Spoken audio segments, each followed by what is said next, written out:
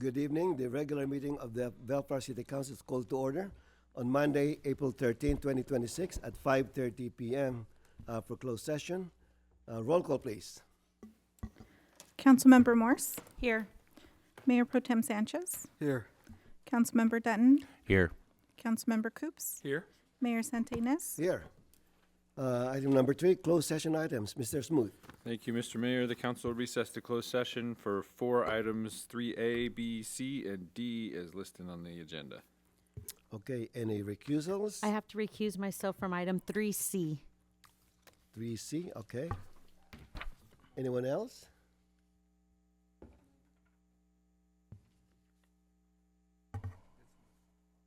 Yes, I got the recusal here. I'm going to recuse myself due to a property interest within 1,000 feet from 3B. 3B, okay. Oh, wait a minute. No, I'm not. No. Yeah, it's in blue, not red. No. So you're good. You're good. Maybe. I'm going to recall that recusal Okay. because there's no apparent conflict. Yes. But he's cool. I'm sorry, mine's is a property conflict within 500 feet. Mine's On 3C. Okay. on 3C, yes. I was reading the Morses. That made me nervous. She's got them all. Okay. I think that's about it for recusals, and there's no one here that I can see from the public to make a comment. So with that, we will recess to closed session. Okay.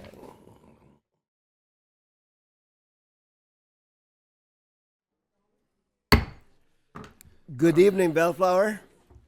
The regular meeting of the Bellflower City Council is called to order on Monday, April 13, 2026 at 7 p.m.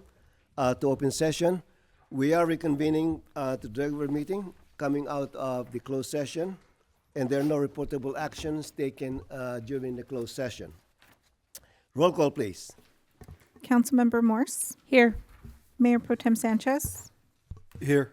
Councilmember Dutton, Here. Councilmember Morse, Councilmember Coops, Here. Mayor Santinez. Here. Tonight's invocation will be led by Councilmember Ray Danton, and then the Pledge of Allegiance will be led by Jim De La Longa, Director of Economic Development. Please rise. Please bow your heads. Oh, gracious God, thank you for all you do. Please bless our actions here tonight and assist us in building a strong and caring community. May you lend us your wisdom to find the solutions for the issues that come before us. We thank you for the opportunity to help others and the opportunity to improve our way of life.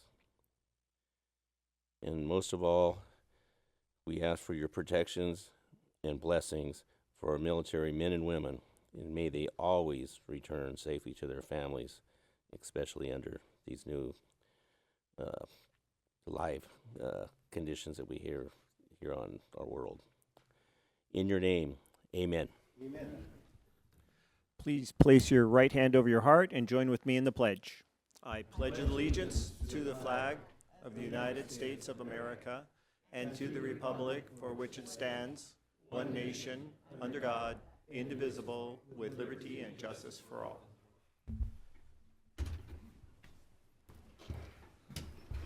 Thank you, Ray, and thank you, Jim. All right. City Council announcement. Let me start. The City of Bellflower invites you to a fun-filled Earth Day celebration on Saturday, April 25 from 10 a.m. to 1 p.m. at the Bellflower Butterfly Garden Park, located at 10525 Trabuco Street. Bring the whole family and enjoy a lively day outdoors packed with activities for all ages. Kids can get creative with arts and crafts, play games, and enjoy colorful face painting, while parents can take part in a free oak tree sapling giveaway. The tree giveaway is only while supplies last, so get there early. There will also be interactive stations, including a replanting area where you can decorate your own pot and take home a plant. That's nice. During the celebration, we'll be walking to the North Park as a group to plant some new trees. So don't miss out. Whether you're coming to learn, give back, or just enjoy a beautiful day in the park, there's something for everyone. So grab your friends, bring your family, and come celebrate Earth Day with us. For more information, please contact 562-804-1424, extension 2268. Mayor Pro Tem Sanchez. Thank you, Mr. Mayor. Good evening, Bellflower. Celebrate the next generation of Bellflower musicians this Saturday, April 18th at the Young's Artists Night, presented by Bellflower Symphony Association. This inspiring community event being held at the Bristol Civic Auditorium at 16600 Civic Center Drive will showcase talented young instrumentalists and pianists from elementary age students to emerging young artists as they perform songs from Mozart, Beethoven, and more. The event will begin at 7 p.m. and admission is free for all Bellflower residents. To learn more about the event or to support the Bellflower Symphony, call 562-888-4276 or visit bellflowersymphony.org. Thank you, Mr. Mayor. Thank you, Victor. Council Member or Mayor Emeritus Ray Denton. Well, thank you, Mayor. Bellflower residents can collect free compost at the CR&R's compost drive-through and giveaway on Saturday, April 18th, starting at 7 a.m. and continue while supplies last at the Public Works Yard at 9944 Flora Vista Street. This convenient drive-through event makes it easy to boost your garden with nutrient-rich compost, perfect for improving the soil and health and helping your plants thrive. Simply drive up, show a valid proof of Bellflower residency, and staff will load the compost directly into your vehicle. It's quick, easy, and completely free while supplies last. Whether you're a seasoned gardener or just starting, this is a great way to support a greener and more sustainable community. For more information, visit CR&R Environmental Services at crnrinc.com, or you can contact the city's Public Works Department at 562-802-1424 at extension 2283. Thank you, Mayor. Thank you, Ray. Councilmember Dan Coops. Thank you, Mr. Mayor. Looking for a meaningful way to give back to your community?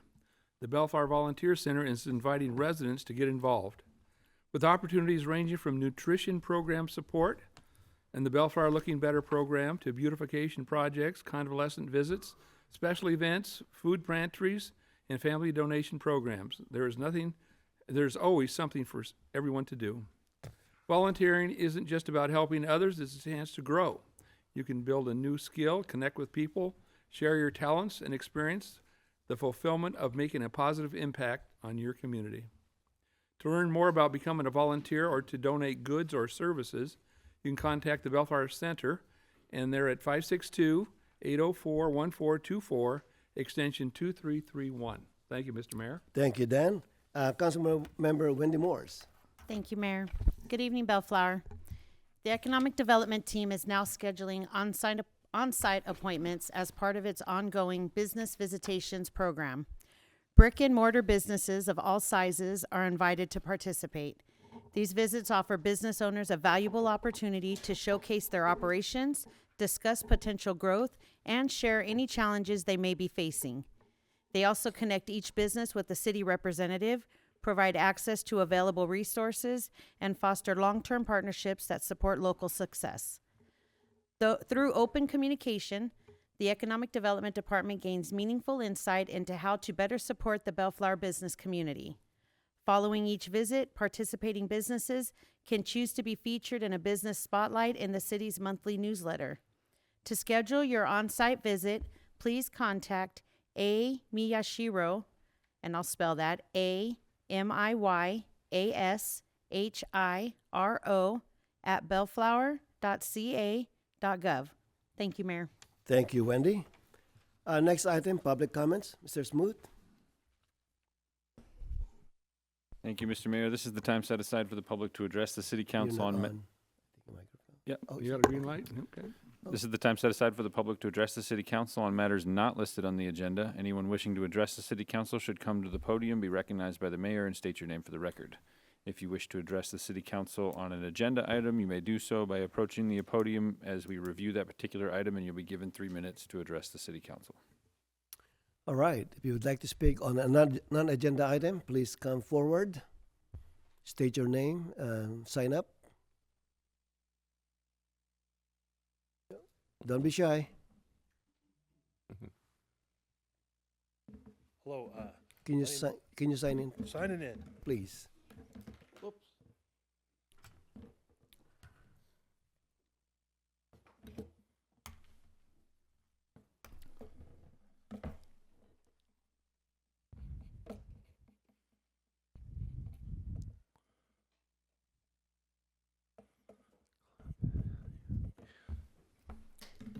Thank you for allowing me to talk today. My name is Gil Mays. I'm here with some other people from the Bellflower Garden Club, and I'd like to talk about Riverview Park. It's right directly behind my house, and it's a great park. It's very big, and I think the grounds and the public works are a little bit overwhelmed trying to maintain it. And there's a small section behind my house, and I was hoping to try to clean it out. I've been pulling weeds and stuff like that, and maybe with help with some of the other people from the garden club, we could adopt that little area and try to beautify it, I guess. Maybe put some pollinating plants, or maybe make it like a satellite from the butterfly park right on the other side of Alondra there. I mean, it would be mostly just volunteer work. It wouldn't really cost the city anything. They already provide mulch and compost for it. And I just would like to see if we can get permission to start this project, and maybe if we can get some information about where they've got some of the plants for the butterfly park, and try to duplicate there in that one little section there. And if we get that going, maybe other people could do that, and we could help them with the maintenance on that park. And that's it. That's what I had to say. Okay. And if you could tell me who I would talk to get permission to do something like that, I would appreciate it. Okay. All right. Thank you. Thank you. Can we look into that, maybe between Public Works and Parks and Rec? Yeah, I was going Maybe to say, I can something have that- Len and PJ coordinate and reach Yeah, out okay, to Mr. Mays. okay. If that works for you. Is your So phone number we'll- there? Can you leave your phone number with the city clerk, and then Sure. and we'll reach back to you? I think we have contact information for the Yeah, okay. gardening club as well, so. And I think I met you at the Bellflower Gardening Club, right? Yeah. Okay. All right. I think I know where to contact you. Just in case. Good idea. Are you talking about the central section in the Riverview Park? There's in the middle? No, that section, If you can come up here. some volunteers from a church or something cleaned up a lot of that. And so this is gonna be the same thing, but it's gonna be in a little section. It's right behind my house. So Oh, okay. So on Carfax. on Carfax, Okay. yes. Got it. And got it. so it's easy for me to access. I can go right there. I can run my hose back there and all that stuff. So it'd be a good place to start. Okay. We'll look into that certainly. Thank you. All right. Thank you. All right. Anyone else? Okay. No one else? We're going to be moving along. Oh, one more.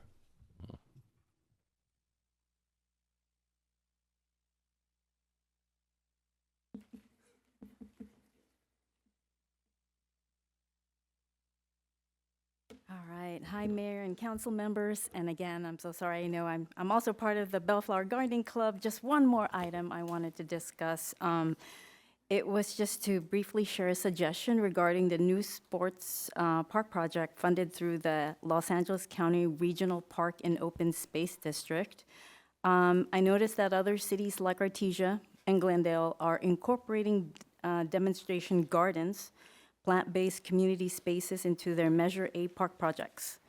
I'd like to respectfully ask if Bellflower could consider including a small demonstrative educational planting space as part of the design. Our Bellflower Gardening Group, as you already know, is active and growing, and we would love to be more than happy to support and help maintain something like this. It would provide a great opportunity for seniors, families, and residents to engage in gardening, education, and community wellness. Since this project is still in the planning phase, or maybe I don't know, I just wanted to share this idea while it can still be considered. And I heard that the city of Artesia is a 2.39 acre former commercial site, and they're doing a botanical garden in there. And it's soon to finish, I heard, the end of 2026. And city of Glendale, which is really awesome, they're gonna have a 2.39 acre former commercial site, and they're gonna turn a couple of it to walking paths, murals, and also a demonstration garden. So just a few ideas from other neighboring cities. Not so neighboring in Glendale, but still a good idea. Okay. That's about it. All right, thank you. So the butterfly garden, would that be considered a demonstration garden? It's more of a tour. It's just really touring, and it's already stuff that's already planted. So it's not really showing anything to have a demonstration, like to show educational things and how they can do anything. So I don't know if you guys plan on doing something in another nature that would kind of show more of what they can do with their hands. Get it dirty, get dirty. They can go to my backyard if they want to show more, because I'm always there. No, I'm just kidding. That Yeah, Riverview we'll look into Park that. was a good Yeah. idea, so. With the other idea from Gil. Yes, Okay. yes, all right. We'll look into that, certainly. Yeah, All right, All thank right. you. certainly. Thanks. All right, anyone else?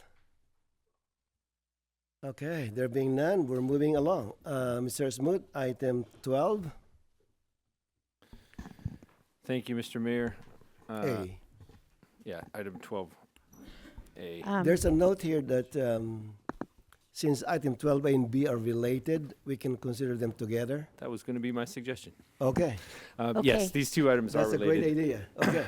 I am, before you start, I'm sorry, I have to Please. recuse myself from items 12A and 12B. I have property conflicts. Okay.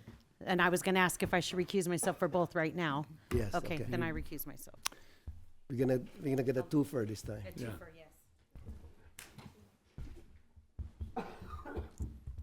Mr. Mayor, Myra is bringing to my attention, sorry, we could also do item 12D. I think Councilmember Morris has to recuse herself from that item as well. If we want to do these and then do that one successively, she could have to go out once instead of having to go out twice. Yeah, we'll do that together, right? Are you okay with? Okay, I'm going to recuse myself from 12A, 12B, and 12D. They're all property conflicts. Thanks, Ray. Okay. No problem. I like to share. So, Mr. Mayor, we'll start with 12A and 12B, and if it's okay with you, we will we will review these two items together. They are related items. At the end, we'll ask you to consider them separately, of course. Yeah, of course, yeah. But they are related, so we figured we could present them together. In terms of presentation. In terms of presentation, exactly. By way of background, these two items are coming to you as a product of your strategic plan that you all gave to us, last year, around this time, actually, in which you set some goals for our staff for economic development and for housing development and for development specifically within our downtown, and even more specifically with regard to one of these properties, the former White's Funeral Home site, which is involved in this project. What you see on the screen here is just an aerial view of this particular area of Flower Street that involves the properties in yellow on the right, on the bottom right side there, bottom right corner, that are some of the properties in question. And the area in blue next to it is the post office site. I only show you these just to give you sort of a big picture of some of the development you all have asked us to look at in this area. And then the property in yellow on the top left is obviously our Friendship Plaza and the Pirate Park Plaza. I give you this just by way of context, so as we go through some of these presentations, you have a mental image of the properties that we're referring to.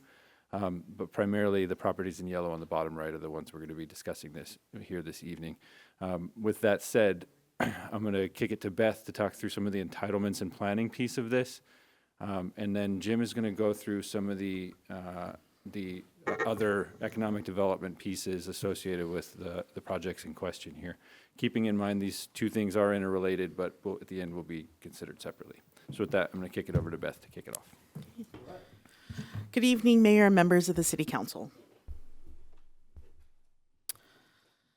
To start off, the boundaries of the proposed area in question, which is referred to as the Flower Street Specific Plan, the FSSP, it involves 3 properties: 9855 Flower, 9903 Flower, and 9915 Flower Street. Currently, 9855 Flower Street is developed with a flower shop. 9903 Flower Street is currently vacant and was previously developed with a funeral home. And 9913 Flower Street is a it's a combination of a commercial building and residential apartments in the rear. The goal of the specific plan is for new residential construction to support the downtown. Although this specific plan is only a portion of Flower Street, at some point in the future, this specific plan either will be expanded or a new specific plan would take place that would incorporate the post office site as well as the Chamber of Commerce site. Just for clarity, that's not proposed now, but to give you a big picture, at some point, the goal is to rezone that property as well for more comprehensive development up and down Flower Street. To get into the specific plan details, the specific plan allows for residential multifamily development only at a maximum of 50 dwelling units per acre. So what does that equate in terms of the development that can happen on each site? For 9855 Flower Street, the property on the west side, far left, a maximum of 24 units can be developed on that site. Currently proposed is 0. However, in your documents, there is a future development of 14 units on that site.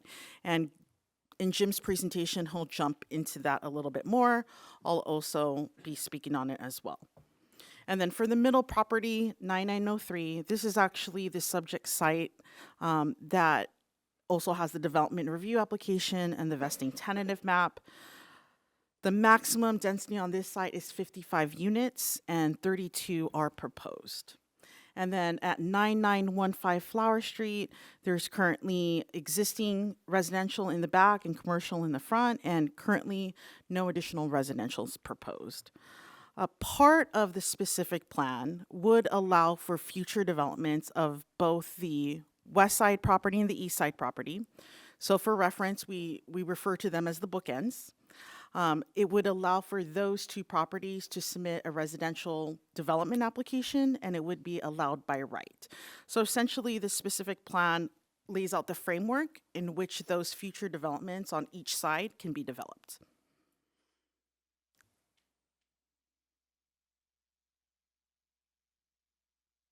Oops. In order to allow this specific plan development concept, there is a zone change that's required. So these 3 properties would go from TOD-SP, which is the Transit Oriented Development Specific Plan, to FSSP, Flower Street Specific Plan. And then also proposed tonight is a general plan amendment, again, for these 3 parcels, and it would change the general plan from commercial to mixed use. With these changes, it would allow for residential development on the site, or on all 3 sites.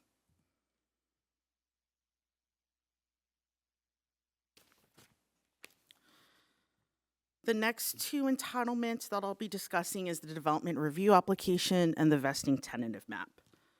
So proposed on the middle parcel, the 9903 site, is a 32-unit townhome project. These units will be for sale at market rate. The project consists of 4 buildings, each with 8 units. Each of those units will be 3 stories in height.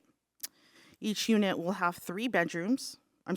Each unit will have 3 bedrooms, and Plan 2 will have an option for a 4th bedroom. Each unit will also have a 2-car garage.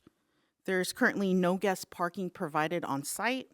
However, given the proximity to downtown, guests have ample spots to park in public parking lots. I should note that under state law, the site is within a half mile of a transit stop. So because of that, actually 0 parking is required. However, the developer is proposing a 2-car garage for each unit. Each unit will also have private balconies and for their private open space. And the common area, which is between buildings 2 and 3, it includes a paseo that will have greenery and benches. The vesting tentative map allows for the subdivision of airspace and for each of the units to be able to be sold separately. The environmental document that was prepared for this project is a mitigated negative declaration. It clears all the entitlements for the site, so it not only clears this project, it also would clear the specific plan, the zone change, the general plan amendment, and also the development agreement.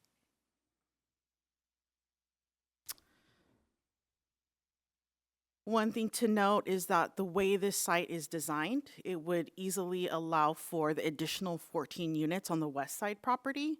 And with the way it's designed, it would allow for cohesive development between 2 properties. So even though you see 32 units on the screen, there will eventually, between these 2 sites, be a total of 46 units.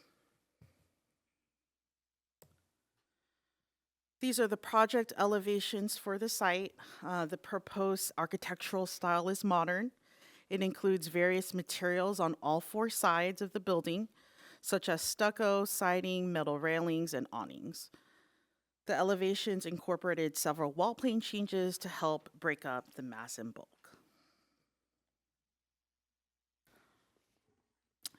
So I'm going to turn it over to Jim. He's actually going to be reviewing the last part of 12B, which is the development agreement.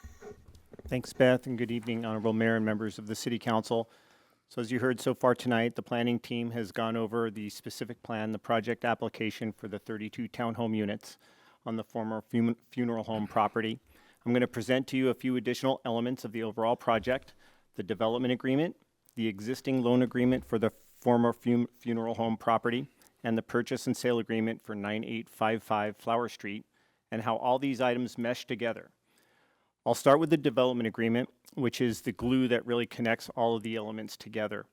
The development agreement for a set period of time locks in the development standards and fees for the proposed project and establishes specific public benefits.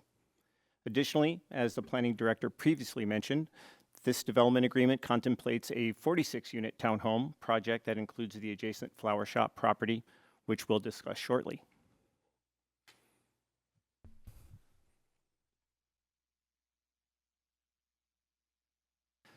The proposed project in the development agreement will provide numerous public benefits, including providing economic opportunity to all the taxing entities as a result of the property tax increase the project will generate, downtown revitalization and blight prevention, a well-planned, balanced downtown development, the development of additional housing units which addresses a number of needs, enhanced access to both public recreational facilities as well as general public facilities within walking distance in the downtown. The proposed project also relieves pressure to build housing in existing neighborhoods, and it provides short-term construction employment in the city. The fees associated with this project as laid out in the development agreement are the following. They will pay the typical processing and building permit fees, $700,000 of a Parks and Rec fee targeted for the unfunded portion of the Friendship Plaza and Pirate Park improvements and maintenance rehab of the Pirate Park mural, $54,510 for the public and general government facilities fee, $8,490 for the public safety fee. In addition, there'll be on-site or off-site public art or payment of the public art fee to be determined at a later date. If public art is proposed, staff will return to the City Council for consideration of the proposed public art. Okay, so now I'm going to switch gears a little bit and discuss the separate but very much related disposition of the property located at 9855 Flower Street. So briefly, this property is located on the north side of Flower Street, mid-block between Bellflower Boulevard and Civic Center Drive, and is westerly adjacent to the funeral home site.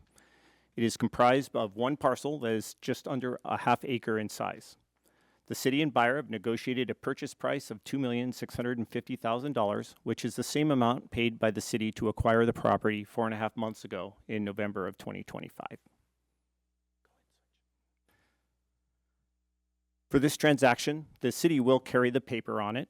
The terms of this loan match the loan for the former funeral home site. Specifically, the agreement will expire in November of 2026 and has 2 one-year term extensions, and interest will be at the California Local Agency Investment Fund rate.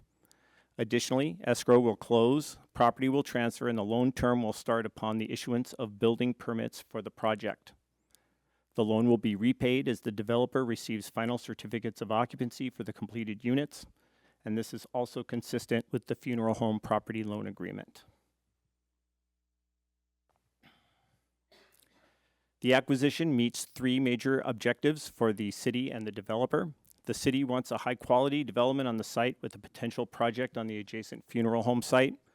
Both parties desire a well-planned, cohesive development in this key area of downtown Bellflower, and this agreement provides the developer with timing and financial flexibility to complete its pre-development activities.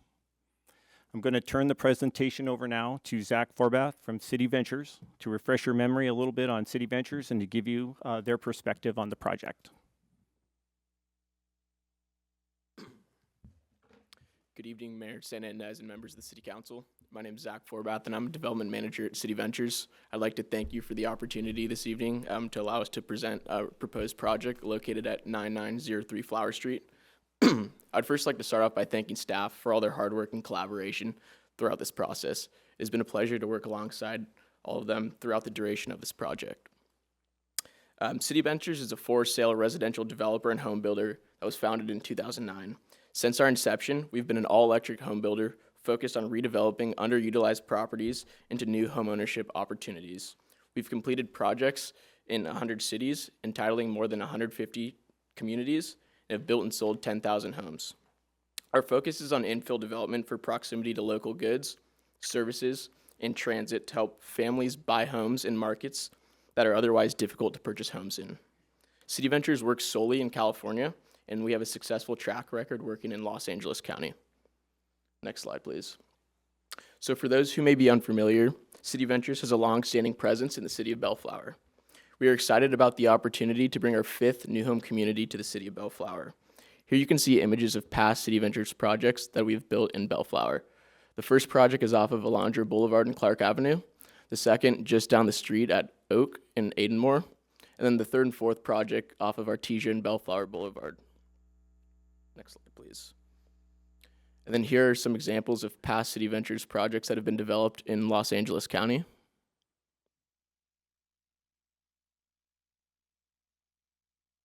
Next slide, please.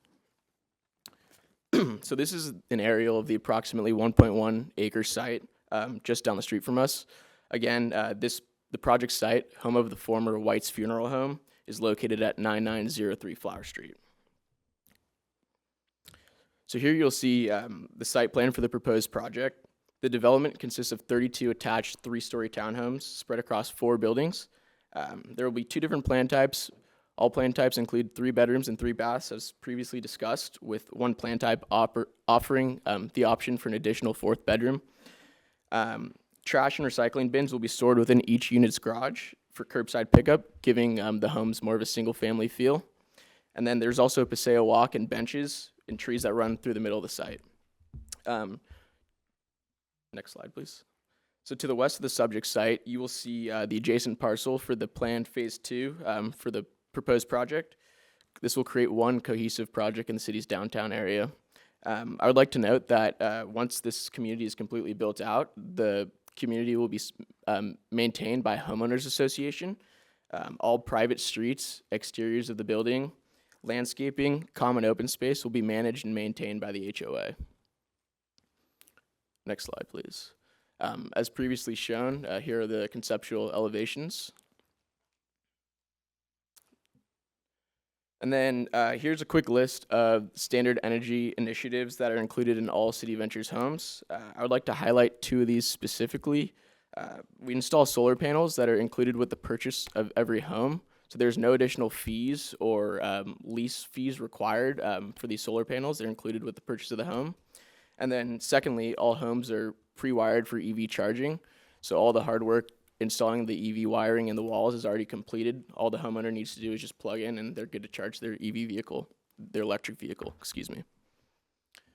Next slide, please. So thank you again for your time this evening. And we're open to any questions when staff is finished with their presentation. Thank you.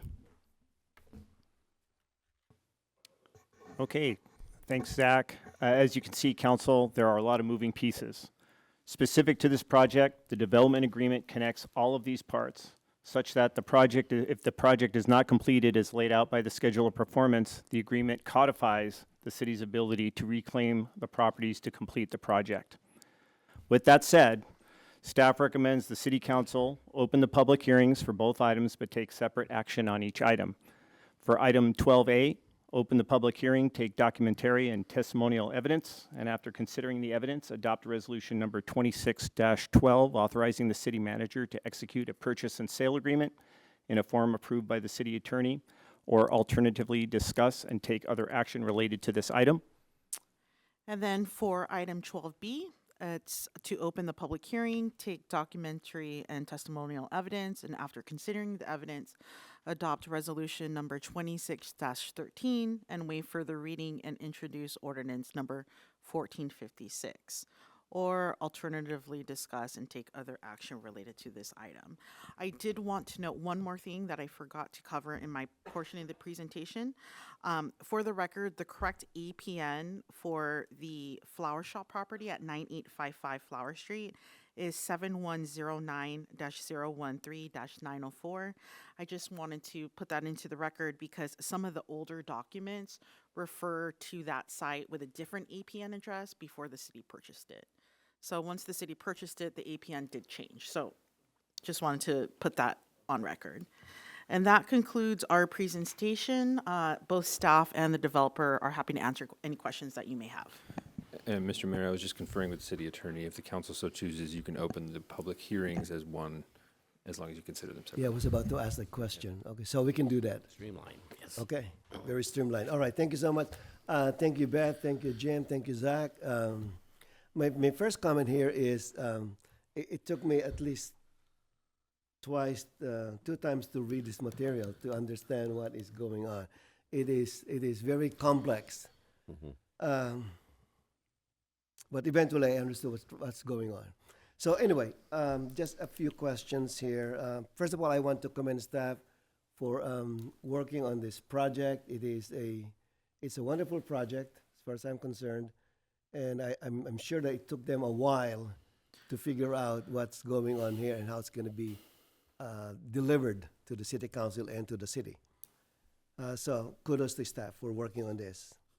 First question here is, in terms of the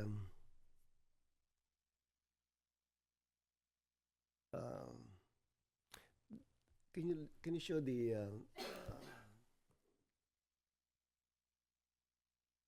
property, where the facade is? Facade? Yes, there you go. Okay. So in terms of the property line, so there will be trees on the public right-of-way. So there won't be any encroachment in terms of the sidewalk. There's sufficient space between the public right-of-way, the sidewalk, and the fencing in the front. It looks like it's very tight, but I want to make sure that we have sufficient distances for the sidewalk. Commissioner Santa Ynez, there is sufficient distance from the sidewalk to the subject site. As I'm looking at the plans, it looks like the setback is, it looks like the right-of-way is 10 feet in width. Okay, 10 feet, okay. 10 that's feet good. in width. And then you have the green space, which is on the private property with the homes being set back approximately 6 feet. Okay, so there's sufficient space, okay. Correct. It's kind of deceiving when you look at the front view. Now, I saw the railing on top of the building. will there be a deck on top of the building?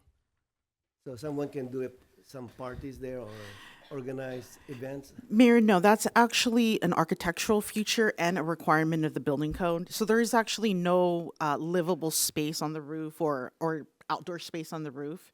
It's actually the roof. In place of where the metal railing is, they could have designed a parapet Okay. because the roof equipment's on the roof.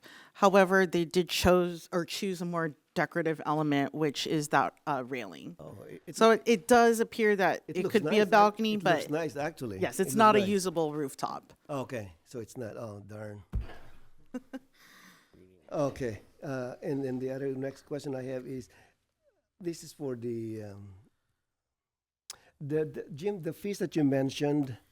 So for the development fees, are those only for this 9903? It doesn't cover the next parcel.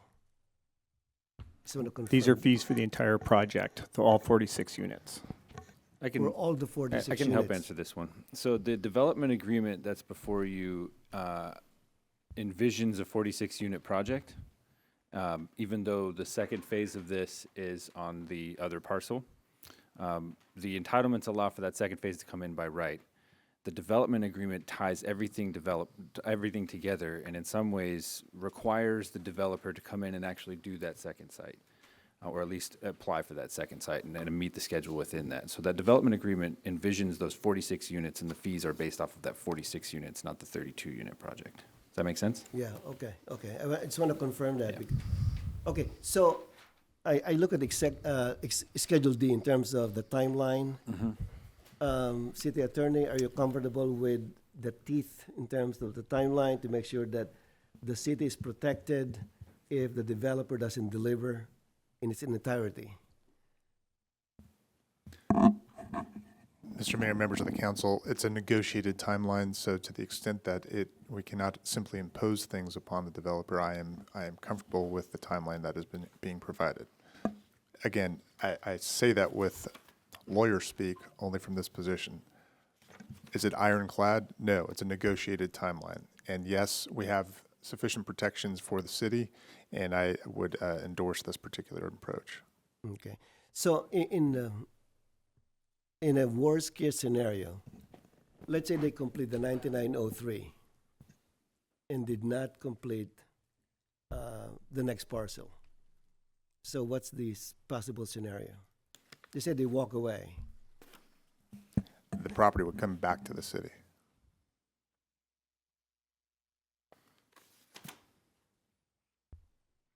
Any compensation? Do we need to pay them back, or the property goes, just basically comes to the city No, the property comes to the city. without any compensation to them? Remember, as part of the purchase and sale agreement, this is effectively structured in that the city is carrying the paper for the project. So you have a loan, the same way you have a loan for the former funeral home site, whereby that loan gets paid back at certificate of occupancy at completion of project and accrues interest until then. That same concept applies to the secondary parcel. So in that scenario, that loan, we simply take. It's called a loan. Correct, exactly. Okay. So and this has specifically been structured this way to hold the developer's feet to the fire. Remember, part of our goal in this, part of the goal of the city council in the strategic plan was to maximize the use of these properties. So as we were going through this, what we wanted was a holistic development. And we wanted to ensure that if a developer is going to develop this, we don't want to be left with a remnant piece. Because the benefit to the city, or one of the benefits to the city, is that we get a holistic and cohesive project through this area, or at least a series of holistic projects through Flower Street all the way across. If we had one long, skinny remnant parcel in the middle, that's not obviously the ideal scenario for the city. And it will not look good. Right. In the first So place. part of the public benefit in structuring this way is that the developer gets to start this project, and under that worst-case scenario, the properties come back to the city. If they, for some reason, walk away from the project and the properties are left bare, those properties, we just simply call those loans and those properties come back to the city. And by then, they would have paid all the development fees for the both projects. Anyway. Certainly, the developer will be making a significant investment in the, design and construction documents associated with the projects. It would be hard for me to envision them not doing that. However, we've structured the development agreements with that worst-case scenario in mind to ensure that as much teeth as we have to get those properties back to the city so that we can ensure a holistic development, we have those teeth. Yeah, okay, very good. And one thing that I want to mention is one of the advantage here, since the property is owned by the city, we can negotiate with the developer. For example, just as Ms. Ova mentioned, by right, they don't need to provide parking. And the developer is providing 2 parking spaces per unit, which is really good in terms of downtown. All right, another question I have is so on the next parcel, the 98, is it 9805 on the west side? 9805, right? So,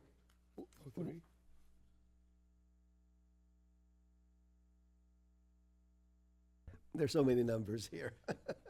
Mr. Mayor, if I may, real quick. Yeah, go ahead.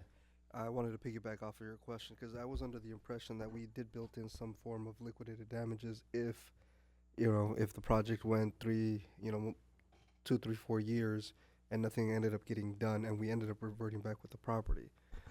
I thought we had some liquidated damages in that scenario. No, the remedy for the city is that the properties revert to the city. Right, that was the So minimum. if that schedule is not met, in other words, if the developer and/or the city does not adhere to what we've agreed to in that schedule, the parties can declare a default under the agreement, and the city can exercise its right to revert those properties to the city. Right. Was I the only? I thought we included some form of. I don't. No, do we not? I don't recall any of that. I don't recall. All right. Mr. Mayor, members of the council, we did do that for the Serrano property, not for this particular project. That's a different project. Consistency. All right. Mr. different do you remember situation. any liquidated damages? All right. Right, but that was a different scenario because we Yeah. were looking for them to be able to rent the property, the commercial part of that property Yeah, out. Okay. It wasn't about a He just purchase. clarified it. It's Serrano. Yeah. Yeah. Okay. All right. Very good. And then a question to Zach. The solar panels, will that be owned by the homeowners association or individual property owners? Individual property owners. So they own their own panel. Correct. So there's no sharing among. Correct. Yeah, each individual homeowner Oh, will my own good- their okay. own panels. All right. That's good. That's good. Thank you. And then can you explain about the trash again? How the trash container is going to be Yeah, handled? so every unit will have a recycling bin and a trash bin in the garage of each unit. So then when trash day comes, they just put it out behind their garage and the trash truck will come pick it up at its curb rather than having trash enclosures. So it's going to be in the front of the property? No, On the behind the street? behind the garage. Oh, behind the garage. Correct, Okay. yeah. So it will not be visible on the street then. Correct. Okay. Because I'm kind of, wondering if it's going to be on the street. No. That's a lot of trash barrels. And it would also cause a lot of backup on Yeah, Flower Street exactly. as well. Okay, Yeah. that's good. Thanks for clarifying that. And Mayor, that's the exact same model that they use now in their other developments that City Ventures has done. All right. And then, Ms. Ova, can you explain the resolution just to clarify? I know we spoke about this just for the benefit of the public in terms of the vesting on the terminal is condominium and then townhomes, the way it's used in both the resolutions and the ordinance. Yes, Mayor. So for the purposes of the vesting tentative map, it is referred to as a condominium because it is a subdivision of airspace. So essentially, the way the subdivision map is written, it's for condo purposes, but the actual architectural style and product type is a townhome. Okay. So essentially, it's semantics. It means the same thing. But I want to clarify to the public that there are no condominiums here. There's going to be townhomes. It's townhomes. Townhomes, okay. Thanks for the clarification. Yes. Okay, that's all I have for now. Any question of staff or the developer at this time? Amir? I just have one question. If I Okay, may, go ahead, Mayor. Councilmember Danton. Maybe Zach, you could probably answer it. Between timeline between phase 1 and phase 2, are you going to finish phase 1 before you start phase 2? In my mind, you have the use of other. I imagine it's the way you scale and the way if it's bid on by the same. I imagine the same contractors, if they do a good job, are going to do it, and you hit the volume discount if you build more at the same time. I'm just asking. Definitely, yeah. So the plan is we will do our due diligence on the phase 2 property and then submit plans to obtain our entitlements for that. And then all of our construction documents will be submitted in one plan set rather than them running on 2 different paths, so that when it comes time to build the project, it'll all happen. I mean, maybe it'll be built in different phases, building by building, but it's going to be built as one cohesive project rather than the funeral home being built and then the parcel with So the flower contractor's shopping. going to bid on a set of plans for both For sites. 46 units, Gotcha. correct, yes. Okay, answers my question. Thank you. Yeah, of course. All right, Mayor Pro Tem Sanchez. More of a comment, really. Normally, for projects like this, I would push for a more communal space area available, but for the benefit of the public, there is development impact fees being paid towards public spaces within walkable areas. So I just want to, highlight that as well. All right, any other question? You're good? All right, Councilmember Coops. Yes, good. The staff put back up, it was kind of a yellowed color showing the properties in a row. I think it's prior to this one. No, go the other way.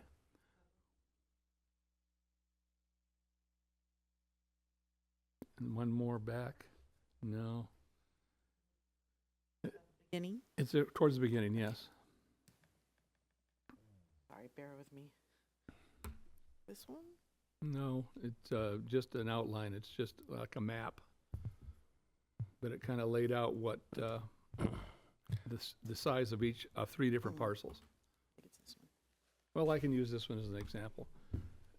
We, as a city council, we have discussed 9855. We've discussed 9903.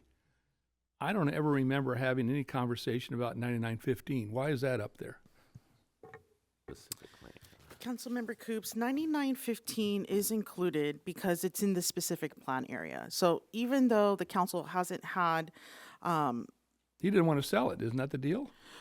well, I don't know that specifically, but Well, we would have bought it if did- it was for sale, correct? we would have probably made an offer. Correct. The reason why it's in the specific plan is just best practices from a planning standpoint. Because we're trying to revitalize that whole block, it didn't make sense just to leave that corner parcel out of this specific plan, so we did include it.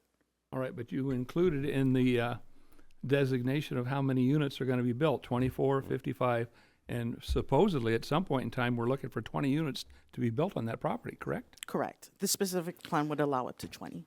All right. We should be clear that the specific plan, like in many others, it would allow for that. They have no requirement to do that. No, but this is going to have an impact. If I own that property, I would like to know what the future holds and how it impacts my current value as to what I have now and what the city on their new plan has for it.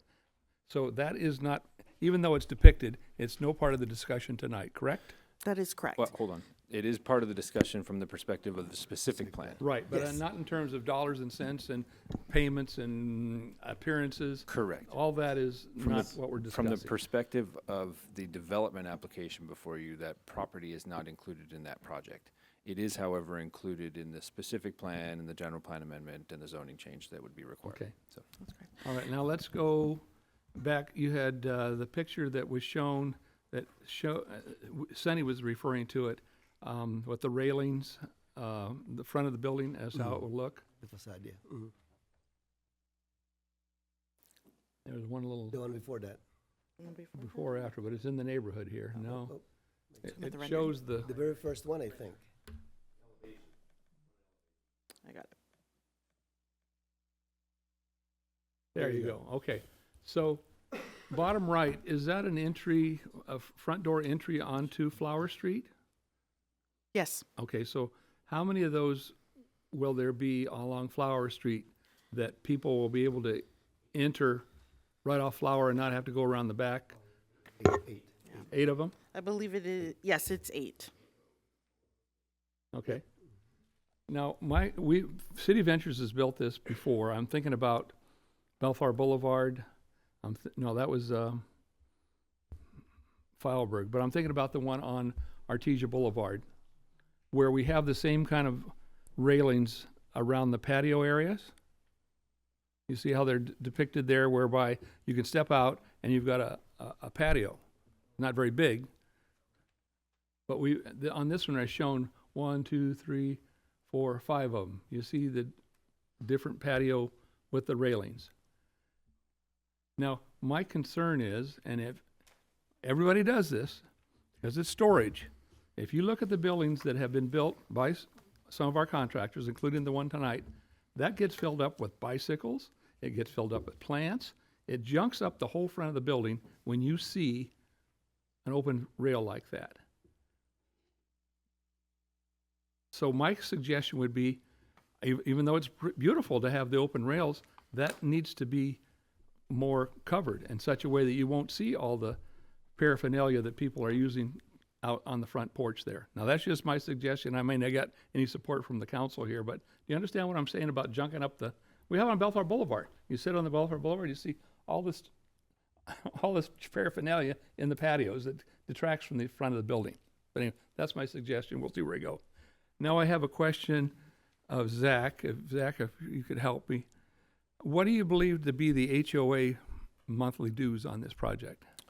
Honestly, I don't know.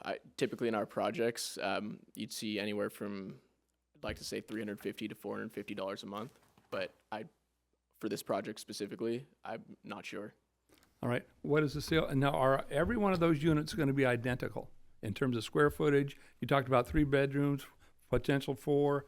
Are they all cookie cutter, same square footage, same accessories, all identical, correct? There's 2 different plan types. Okay. So, but each of the 2 plan types separately, the plan 1s will all be 1,335 net square feet approximately, and it'll be the same floor plans. And then the ones that are plan 2s are roughly 1,558 square feet, and they're the side-by-side garages, and they're all identical. Right. So what's the mix on there, half and half? 16 units of each plan type. Now, if I come in and bought one of these, do I have the option of going to a design center and adding accessories to this, or is it you buy what we have, no more, no less? You do, yeah. We have a team that helps. You can upgrade and get different options to either elevate the look of the kitchen or the bathrooms. So yes, you do have the option to upgrade your different. So yes, as long as you're there before they get that far into the construction. Yes, correct. Question for staff. I need a definition of the loan begins to become due on the certificate of occupancy. Now, is that for the entire project? Is that term used, or is it per unit? When do you get a certificate of occupancy? When you buy it and you take possession of it and we're cool, now they owe us money, or we got to wait for the whole project to be built and then we're entitled to start getting payments? Good question. And this was partially addressed through the loan agreement that's existing for the funeral home site, and the purchase and sale agreement contemplate virtually the same process. Whatever we do for the funeral home site and doing for Mary's is identical, correct? Yeah, we've made the 2 match. So the process in practicality will likely be, when these things get built, they'll probably get built building by building. Mm-hmm. And when the certificate of occupancies get issued, they'll probably be building by building as well. So you may get, however many units are in each building at one point, and the loan repayment will be based on that pro rata share of the total loan. Does that make sense? And the rest will continue to accrue interest So it could be 3 or 4 units at one time. It has nothing to do with the sale of the property or the unit. It has to do with completion of the property or unit. Councilmember Coop, so when you get certificate of occupancy, essentially what it is it's the building department saying that you've completed all your building and safety requirements in order to occupy the space. Okay. So theoretically, once they get their certificate of occupancy for one building that has 8 units, they can then have people occupy the building or sell it. And then there is a provision that there's a final certificate of occupancy that we have to do, which ensures that the entire site complies with all these conditions of approval.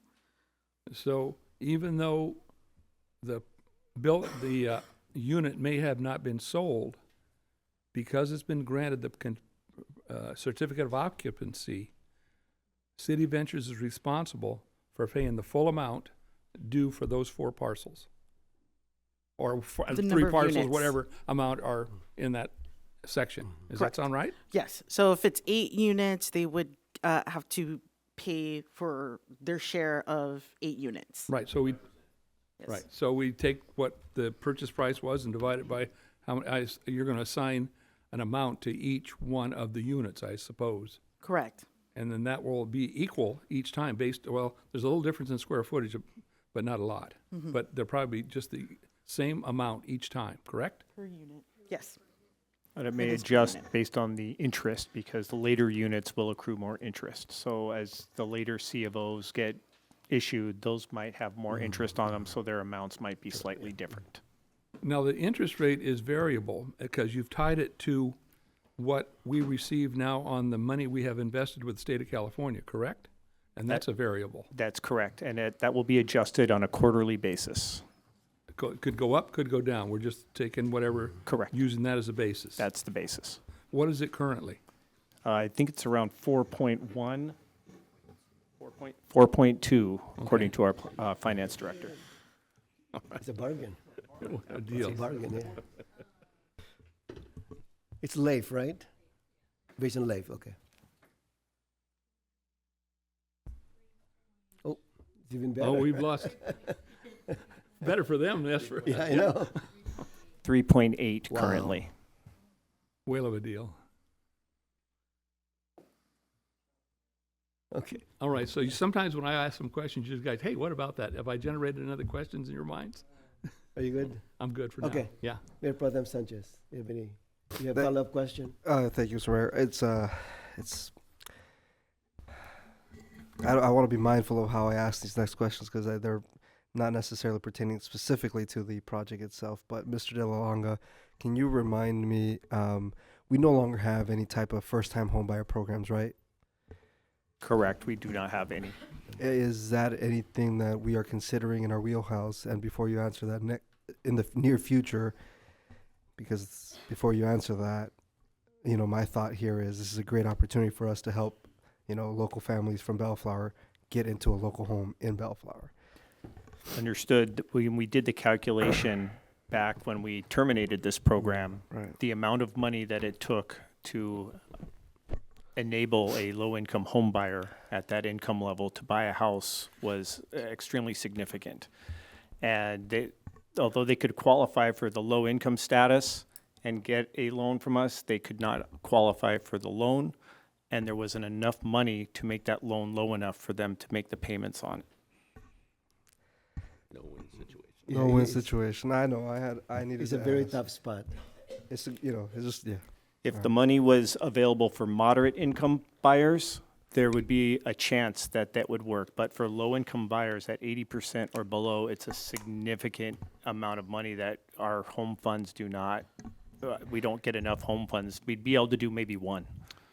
On that note, do we have time to work something out like this? If we could get funds from other entities We, down the road? I would say potentially. Okay. I'd have to look into it, but if we could use them, if there are models out there, we could potentially use them, and if there were funds out there. All right. So I'll table this for a future conversation. Okay. I just see the opportunity, and I feel like I have to ask and bring it up. I think it's worth noting as part of this conversation also that this project and the project next to it have been conceptualized somewhat specifically in that these are somewhat less dense townhome opportunities, and what could be coming in the future on the projects to the west would be slightly more dense and for rent opportunities. So you're getting a balance of housing types across the holistic project, or projects, I should say, at least in concept.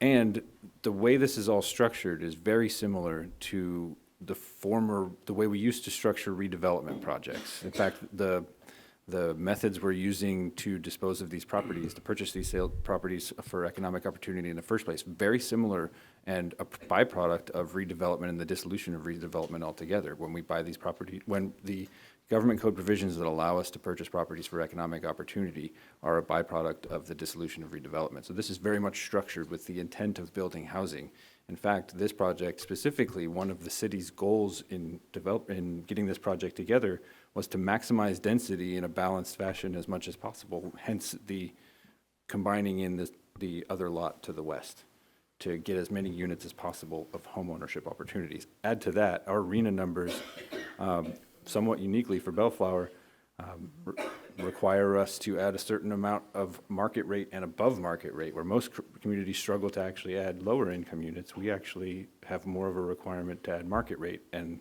above market units, so. Right, this no, serves and all of those absolutely, needs. that's part of our, I think the highest number of our RENA count is towards market rate. No, and I get that. So it's not even just about the AMI underneath and an affordable component, but more so just Bellflower families in general, right? Buying in Bellflower. That's kind of where that mindset was. But again, I didn't want to deviate too far. Like I said, I'll table it for a future conversation off the on the backside. The last question that I had on the CCNRs or the HOA, is this still possible? I think I don't know if this is even allowable anymore, but there used to be a part of the HOAs where you can prohibit rentals within the HOA. That's no longer the case, right? I'm I going can't back recall. actually to a City Ventures project a number of years ago up on Alondra, where that was part of the discussion of whether we could require that as part of the CCNRs. And if I'm remembering correctly, the answer to that question was no, we can't require that. That's what I recall too. I just was asking for a refresher. All right, very good. That's Okay. good, Mr. Mayor. All I'm right, good with thank the you. project. Thank you. I've got Thank another you. question. Okay, go ahead. All right, Zach, I need you back again. You didn't know what the HORs are. Do you have any idea what the purchase price of these units will be? I do, and I did also get correction on the HOA fee as well. I'm sure it went way down. Typically for a project of this size, it is less than what I previously said, the $350 to $450. It's more in the $300 ballpark per month. Okay. But then That's a big discount. regarding the purchase price, we look at the revenues every quarter, so it's always moving. But currently, if we were to sell them now, they'd be selling in the mid 600,000s. All right, so about $650. Now, and each unit will have responsibility for their own trash bill. There's no HOA subsidy there, correct? Everybody gets a trash bill because you don't have any bins. You've got, big trash bins. You've got individual units. I'm under that impression. Yeah. And I think Bellflower Somerset's here. That's in their jurisdiction. They're going to expect a water meter for each unit. Correct. So you'd have that responsibility. Correct. And electric and gas. So you're going to Yes. have the 4 utilities. No, there's no gas. No gas. No, those All- gas. All right, we'll all take out the electric, gas yes. component. We'll And just- solar. And solar, solar yeah. panel. Yes. And what else? So if you buy a $650,000 unit, you're going to pay 1.25. You're going to generate about a $7,000 a year tax bill. Does that sound right? Sounds about right, yes. All right. I'm just trying to get a figure as to what in you've done your demographics. What kind of a client are you looking to buy one of these units? What do you predict? Definitely. I mean, like Councilmember Sanchez said, the ideal home buyer is someone that can't afford, their own single family home lot in Bellflower. So a first time home buyer that has 2 kids that are young, and that would be the ideal home buyer. But obviously, like you said, not everybody can afford that. So they're a more attainable housing option than your typical single family home. So 20% down is normal still? Is that the number that you're looking for? Yes. So that'd be $130,000 down payment. Correct. Okay, to be able to come and talk and negotiate at place. Correct, yes. Now, when you buy it, do you need to go to the design center, or is it turnkey? Everything's there? Is it kind of like buying a stripped car? If you want the chrome wheels, you got to go to the design center? I think it depends. But some houses, you do have the option to, but others, they're ready to move in right away. So, But there's lighting, there's flooring, there's window, everything. You got the basic unit that you could lit and occupy. Correct. Without having to spend additional money. Yes, correct. I've been to the design center and seen my wife drop $50,000, $75,000 there. So I told her, I said, I'm never coming back here, but my checkbook went there. So, that's all the questions I have. More about, what kind of a community are you creating on our streets here? Definitely, yeah. Thank you. Okay, Zach, before you go, I'll run for Sunny. Yeah. what is your timeline? Project timeline? Yes. Mhm. Yeah, so assuming that, From groundbreaking to completion. yeah, so like I said, we need to complete our due diligence on the flower shop parcel. So Understood. typically, that's anywhere from 60 to 90 days on a site like that where we've already done, our diligence on the property No, once next once you door. break ground, what's your timeline? Definitely. To completion. Till completion. Ideally, we would hopefully start vertical construction mid next year, assuming that, we get our grading plans approved at a decent time frame. And then every building takes about 7 months to complete. And, each building start of construction is contingent on sales. So if you're not selling units within the building, the starts of those next buildings being built are pushed out a little bit. So it really does depend on sales. So ideally, based on your planning, you'll be building 9903 parallel with 9985 Correct. simultaneously. All one project, yes. Okay. But building by building. Conceptually, it's going to be aligned in terms of. Can you show the rows of buildings on 9903?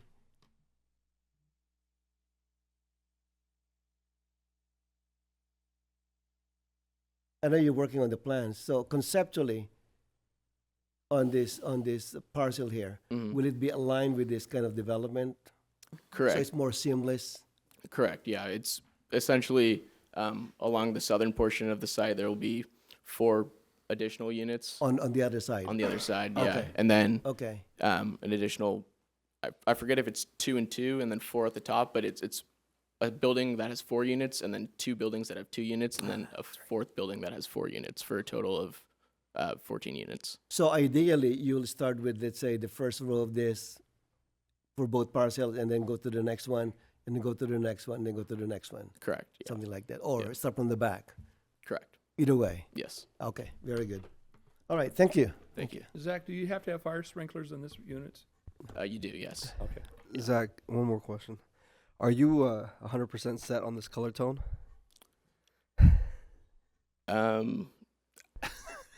I'm not the I'm not gonna architect push or the against color it, I'm just consultant, saying. but I'd have to Look around the newer structures in the Yeah. city. Just definitely. Yeah. I'm not gonna Do we have stop do the we have a project, colorist? but I'm just saying. on Yeah. staff? Sounds good. Feels We'll a take it into little- consideration. Thank Good you. luck. All right, Jim, I have a question for you. On something just kind of bothers me here on page page 6 of item 12A.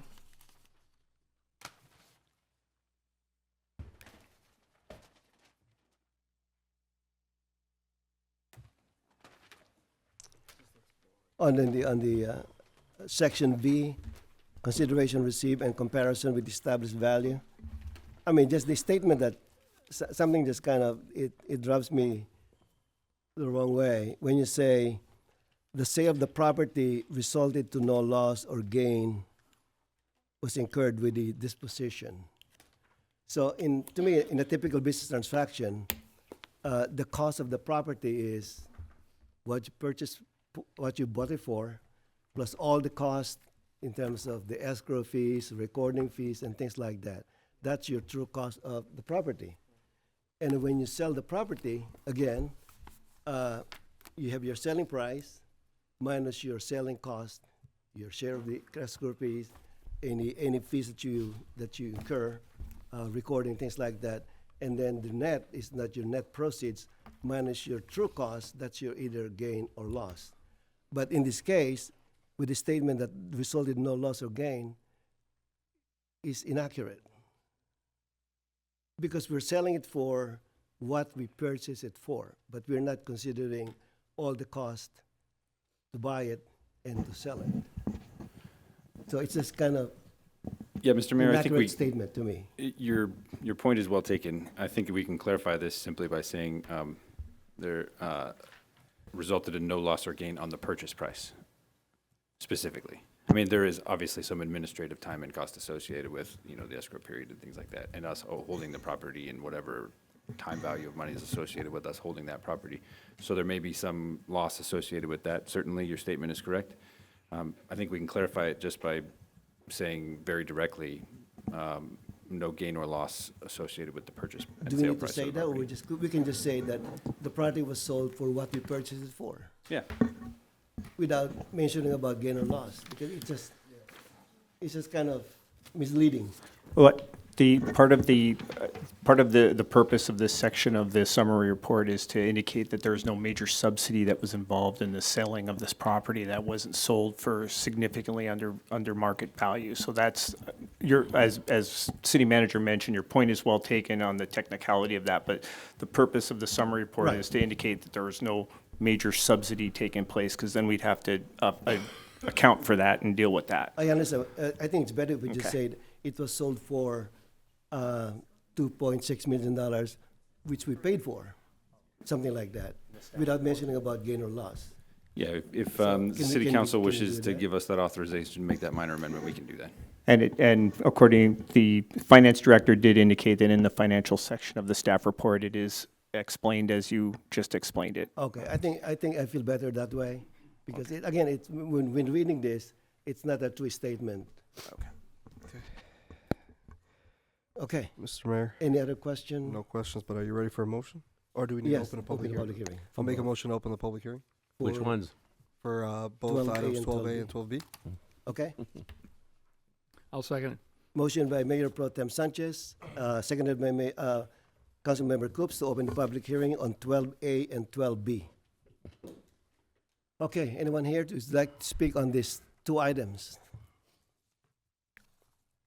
Hi, good evening, everyone. My name is David Pai. I'm a commercial real estate broker, also Good the evening. trustee of 9849 Flower Street property.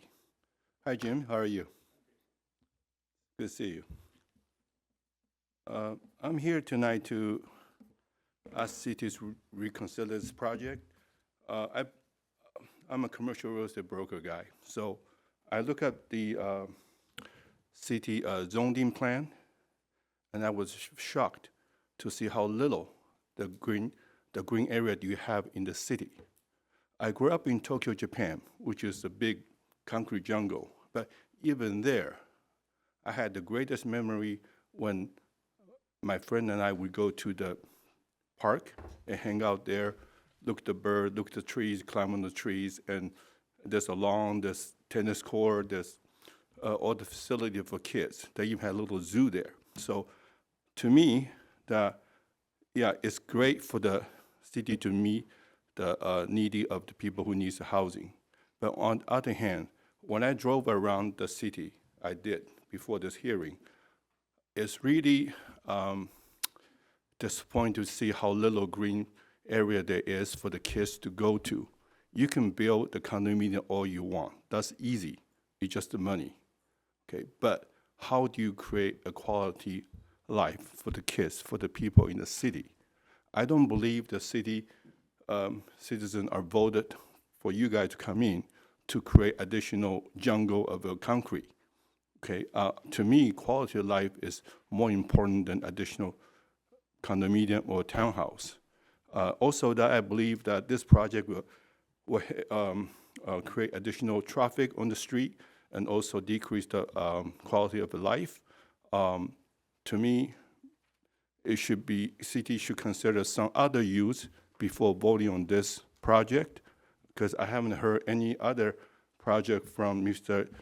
Jimmy De Longa or from the city councilman. So I encourage the city to reconsider to look at some other project, other use, other benefit use for the city of Bellflower. Okay, thank you very much. Okay, thank you. Anyone else?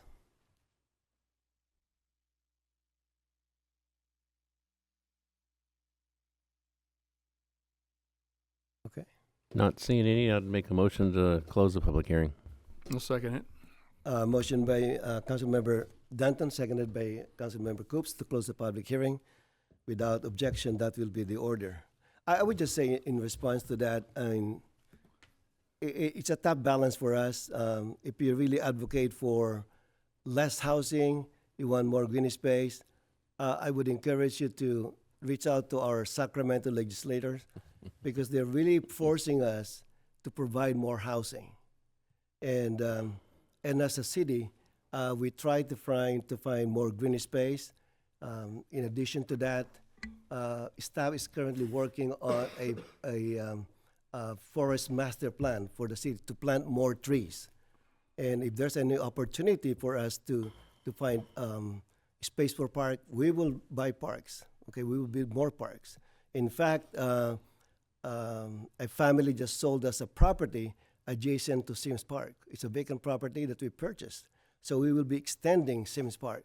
So it's just a matter of finding the right development in the right spot. This property has been vacant for quite some time. And there were no takers in terms of commercial use and other use. And here comes City Ventures, who came and provided staff with a plan to develop this housing, so which is really good. We need to create more foot traffic in downtown Bellflower, and that really solves one of those issues, because downtown Bellflower needs to be supported by residents, and we have a lot of businesses in downtown Bellflower.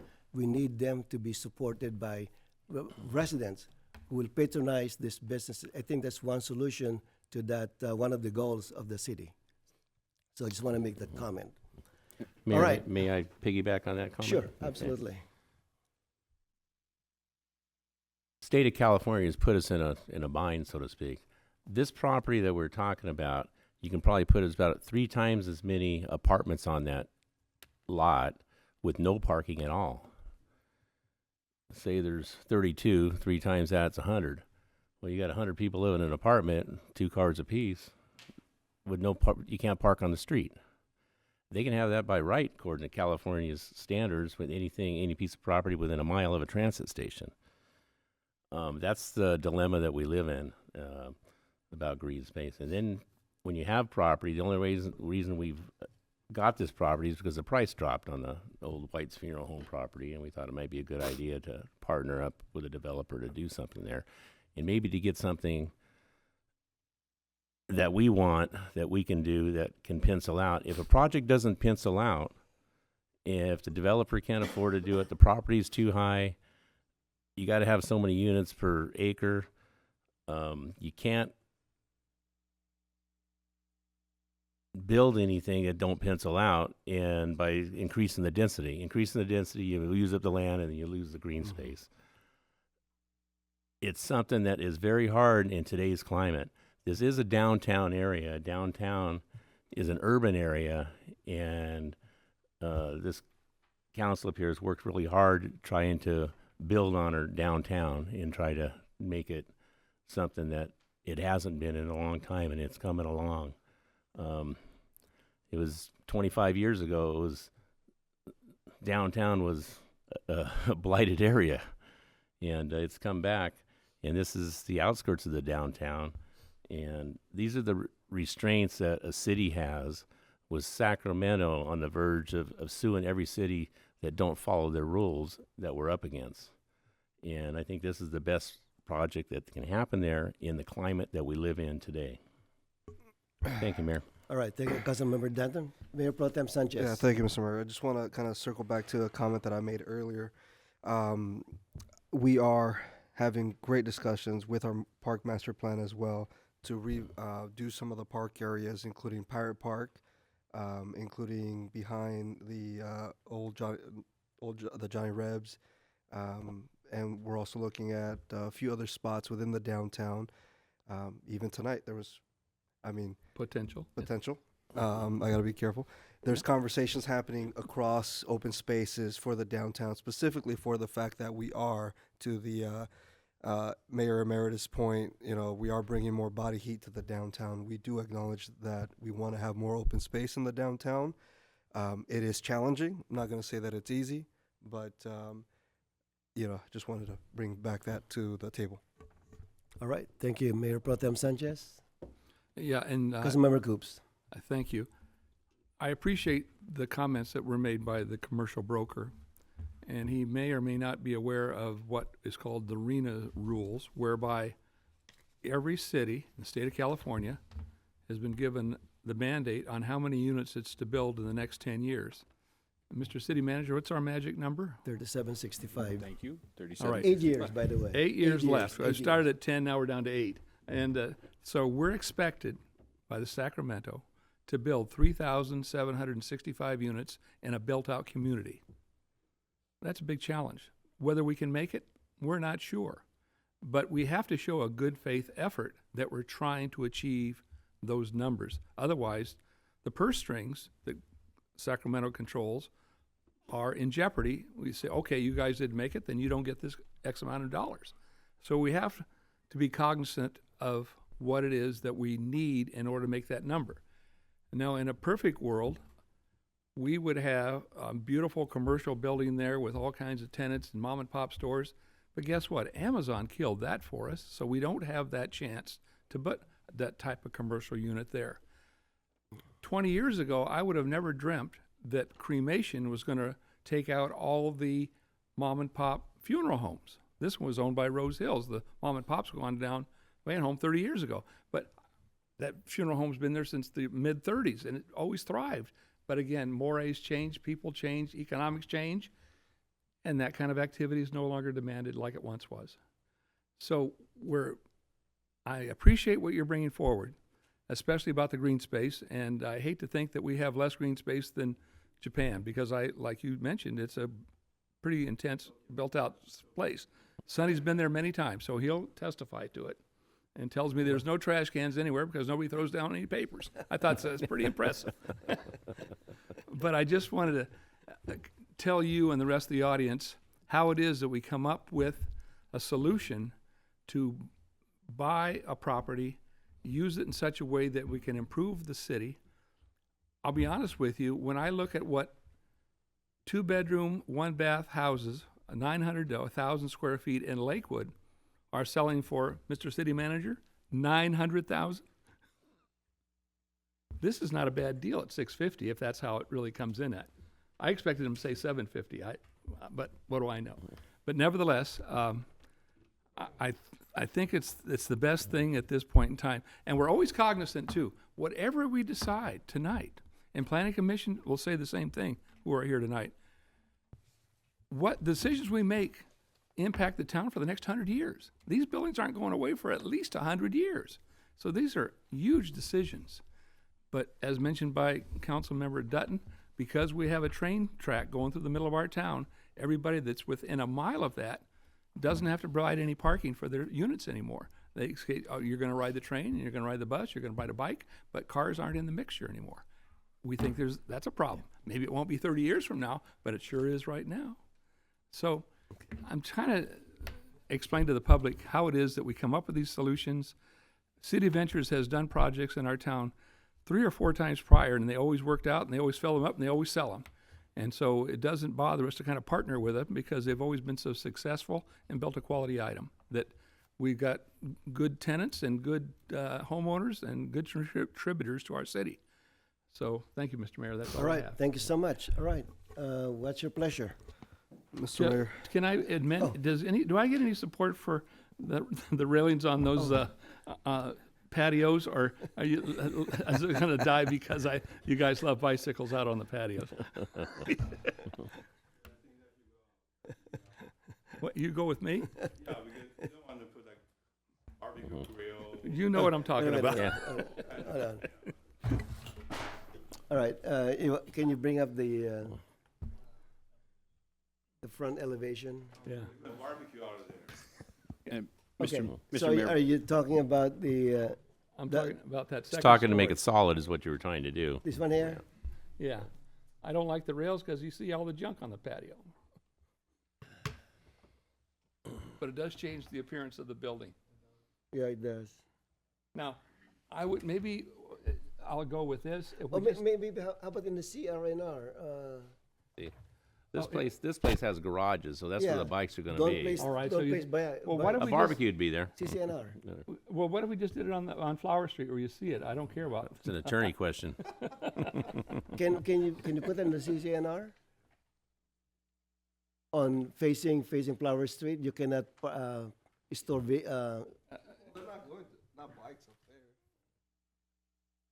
can it be used for storage? But Sir.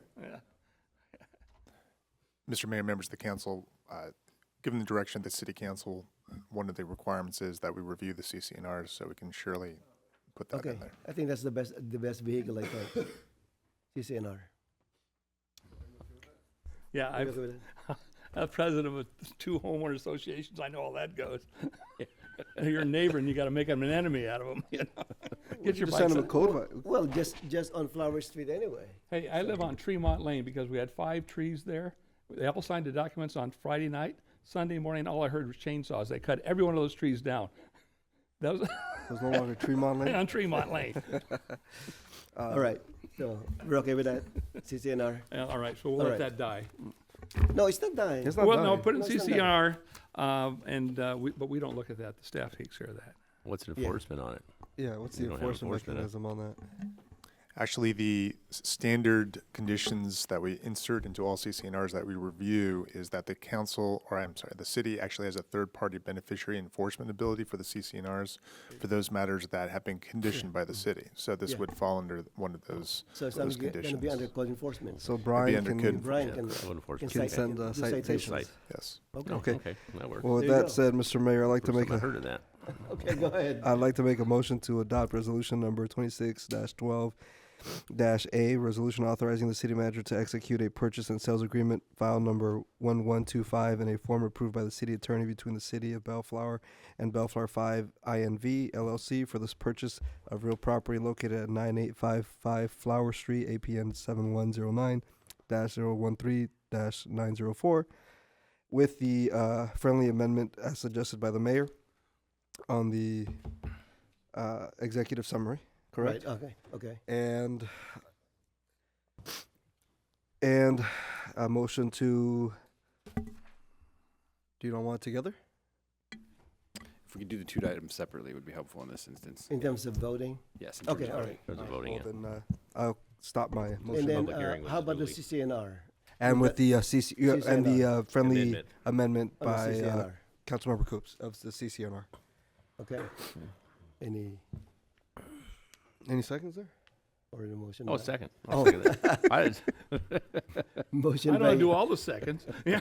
motion by Mayor Pro Tem Sanchez, seconded by Councilmember Danton, with the 2 amendments. Okay, all right, roll call, please. Mayor Pro Tem Sanchez. Aye. Councilmember Dutton. Aye. Councilmember Coops. Aye. Mayor Santinez. Aye. All right, and the second one?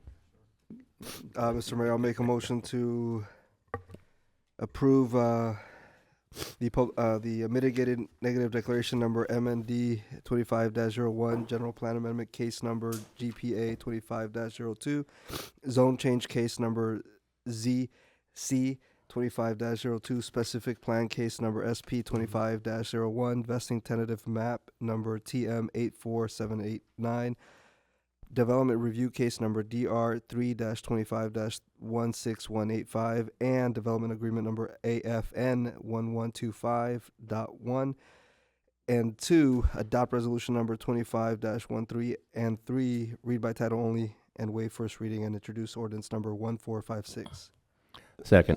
2513 or 2613? 2613. 2613, okay. Second. City Clerk, you got that, right? Okay. Motion by Mayor Pro Tem Sanchez, seconded by Councilmember Danton. Roll call, please. Mayor Pro Tem Sanchez. Aye. Councilmember Dutton. Aye. Councilmember Coops. Aye. Mayor Santinez. Aye. Motion carries. Congratulations and thank you, City Ventures. We look forward to the groundbreaking.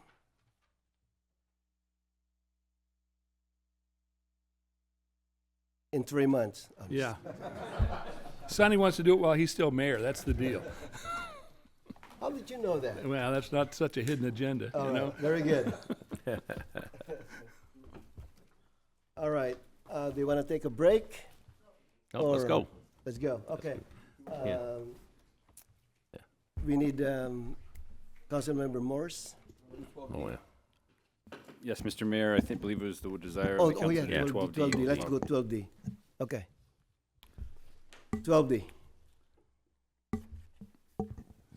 Thank you, Mr. Mayor. I'm going to hand this one off to Jim as well. This is one of our, well, again, good evening, Honorable Mayor, members of the City Council. This is one of our business assistance programs items. We haven't had one of these in a while, so it's good to get one here in front of you to consider, and Anika is going to present this item to you tonight. All right. Thank you, Jim. Ms. Miyashiro. Yes. Good evening, City Council, Honorable Mayor.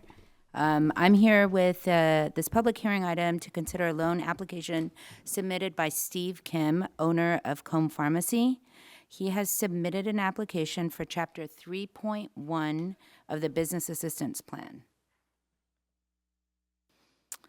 Chapter 3.1 of the Economic Development Business Assistance Plan was adopted on April 8th to provide matching loans to business and property owners for commercial facade improvements throughout the city. Loans through this program provide a match of 2/3 or 66% of eligible project costs up to a maximum of $35,000. He is applying as a business owner as well as a property owner, so he gets the max amount of money.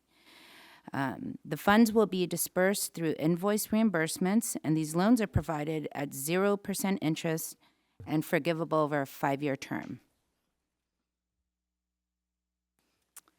Mr. Kim has applied for Chapter 3.1 of the Business Assistance Plan for a building facade improvement, which is the former Young's Glass building located at 16827 Bellflower Boulevard. Specifically, the funds will go for new signage, stucco, brick repair, new paint, and replacing windows to improve security. He will be relocating his current Combe Pharmacy from a neighboring city over to downtown Bellflower. Staff reviewed the application package and determined that Mr. Kim qualifies for the program and meets all the requirements. These requirements include the completed and signed application, business projections and financials, and employee job creation for 8 people. This pharmacy will operate 2 functions from this location.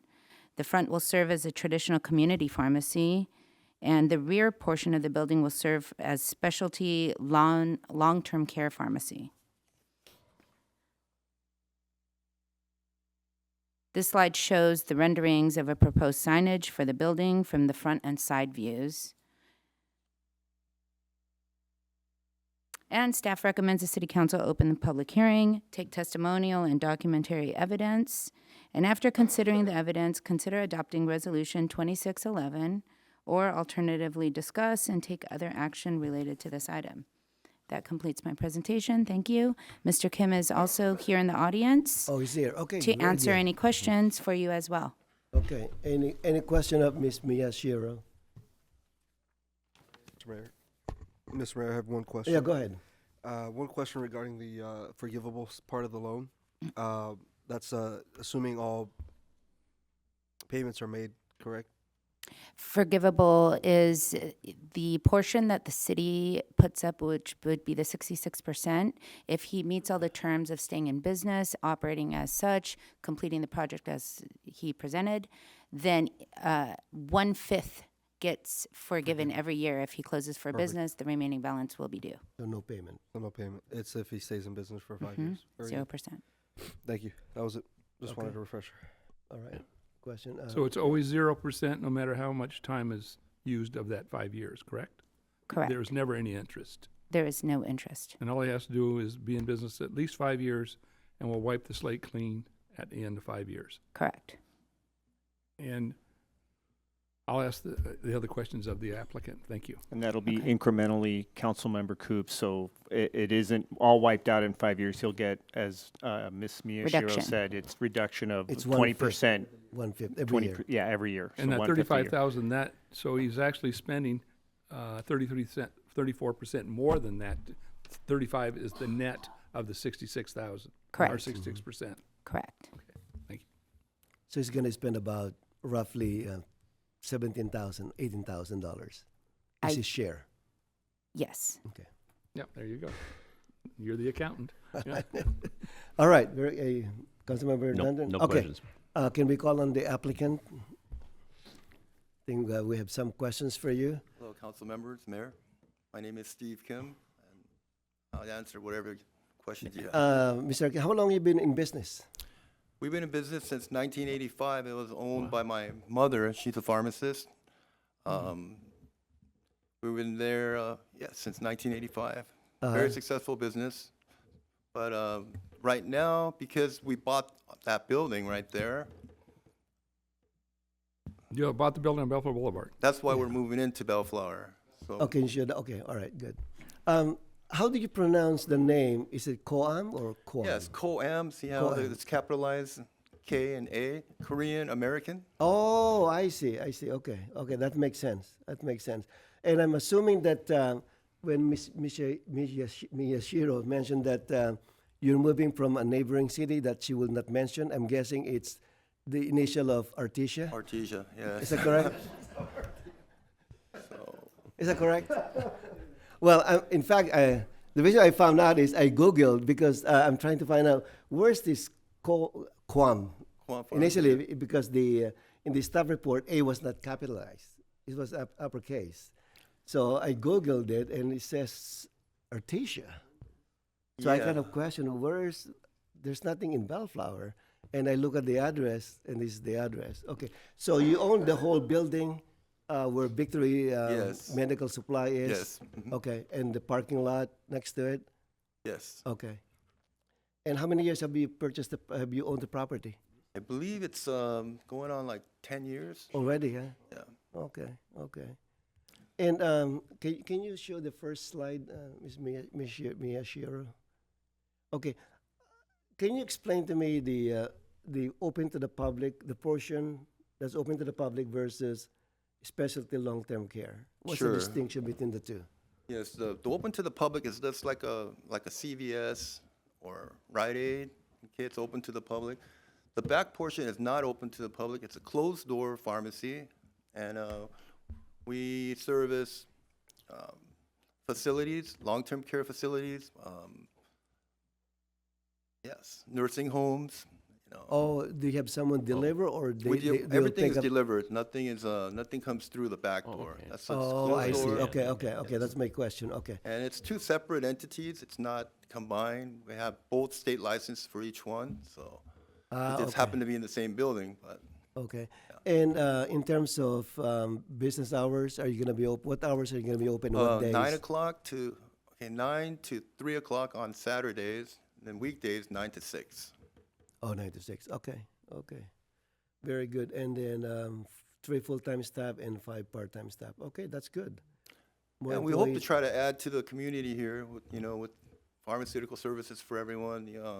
We plan to hold diabetes night. I mean, if you have hypertension, blood pressure, we're going to go ahead and check that for free as well to our community here. And since we're just trying to add to the community and hopefully we'll be an asset to it. Awesome. Okay. Very good. Thank you so much. Any question of Mr. Kim? Hey, can you put the pictures up of the before and after buildings? I just want to make a comment here. Not every day you see new ballistic windows. I know we have a different climate, society, and everything we have now. Does that mean bulletproof windows? It's not going to be 100% bulletproof, but it's going to be the plastic ones where we have, I believe next door, Victory Drugs, Victory Medical Supply, they had their glass broken, I believe, 2 or 3 times. Oh, so that's what you mean is they're more shatterproof than Yes, got it. shatterproof. Okay. But Ballistic would ballistic to be- me was Bulletproof. but Wouldn't be more than that makes sense 35,000 for today. that, yeah. Pharmacy, you got drugs. Yes. That's true. Yeah, that's the way I was going. But that's an investment. Those are not cheap windows, I'm sure. Thank you. Thank you. All right. Mayor Pro Tem Sanchez? You good? Okay. Councilmember Coops? So when you bought the property, was Victory not yet in there, correct? The Yes, ci- Victory was not in there. Victory was still down the street. In and out is. Yeah. And so they are not competing what you do because they don't fill prescriptions there Right. anymore, They're correct? just the medical supply part, like wheelchairs and canes. Sick room, huh? Yes. So, So we would immediately- actually contribute, we would refer customers to that side, and they can Okay. refer Oh, to that's us as good. well. You can get your codeine and your crutches in the same corner.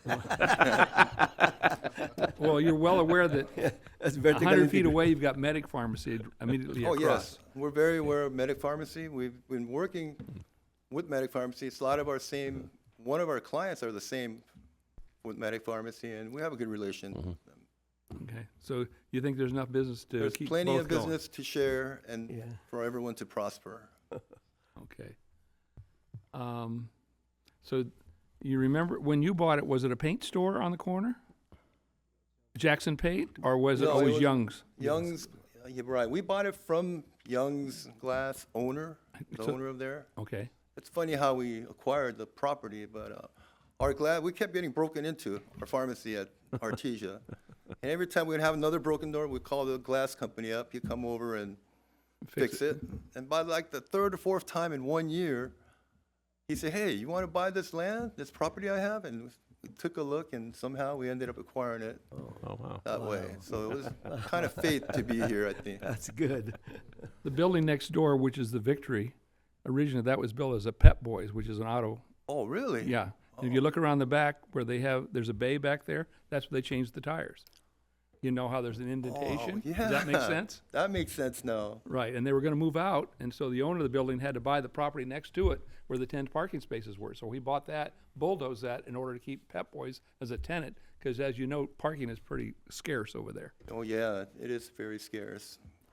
But since you own the property, parking lot on the other side, you could demonstrate that as a place for your customers to park. Hopefully, if Yvonne wants to share the parking spot. Well, yeah, give her $50 off the rent each month or You own something. the property. Yeah, well, yeah, you know the golden rule, the guy with the gold makes the rules.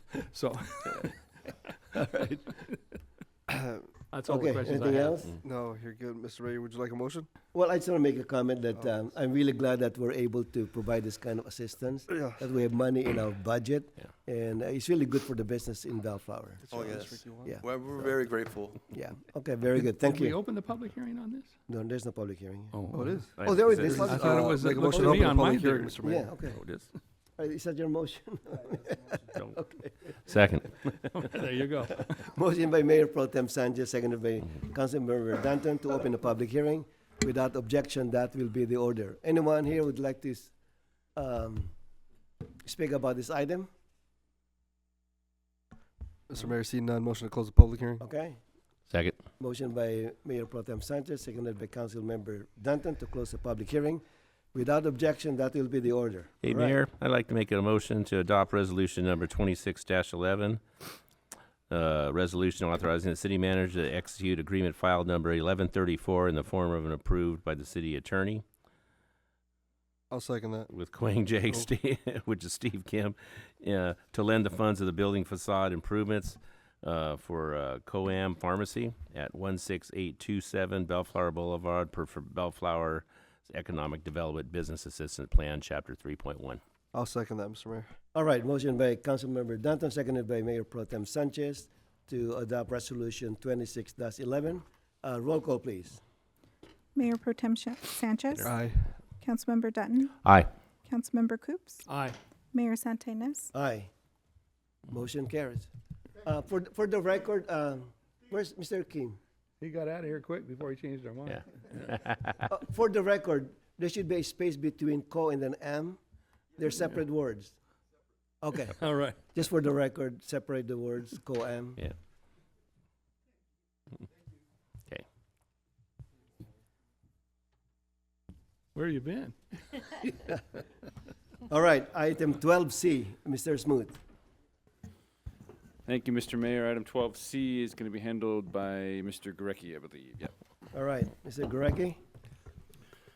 Yes, The floor is good yours. evening, honorable mayor and council members. Tonight we have the last public hearing. This one is for ordinance number 1454. This is an ordinance granting a water franchise to Bellflower Somerset Mutual Water Company to transmit and distribute potable water within the public right-of-way here in the city.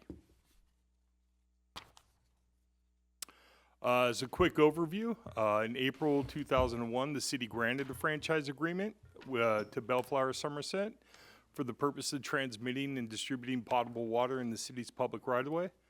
The agreement expired in 2021. However, Bellflower Somerset continued to operate its water system and continued to make the required annual franchise fee payments per the agreement. The proposed ordinance would grant a new water franchise to Bellflower Somerset for a period of 25 years and that would be retroactive to 2021. Similar to the previous agreement, Bellflower Somerset will continue to pay an annual franchise fee to the city per the Public Utility Code Section 6231, which defines the franchise fee as the amount equal to 2% of their gross receipts from retail water sales. The new agreement will also update insurance requirements and terminology and will revise the payment date of the franchise fee from January 2nd, which is what it was in its old form, to January 15th each year. Public notification on March 9th, the council adopted resolution 2607 to set a public hearing regarding the intent to grant this water franchise. The notice of public hearing was published twice in the legal advertisement section of Los Cerritos Community News. That was on Friday, March 13th, as well as Friday, March 20th. If approved tonight, the second reading of the adoption of the ordinance number 1454 be scheduled for the next council meeting on April 26th. And the recommended action before the city council tonight would be to open the public hearing, take testimonial and documentary evidence, and after considering the evidence, introduce ordinance number 1454, granting a water franchise to Bellflower Somerset, or alternatively, discuss and take other action related to the item. I'm more than happy to answer any questions. All right, thank you, Mr. Gorecki, for your very exhaustive report.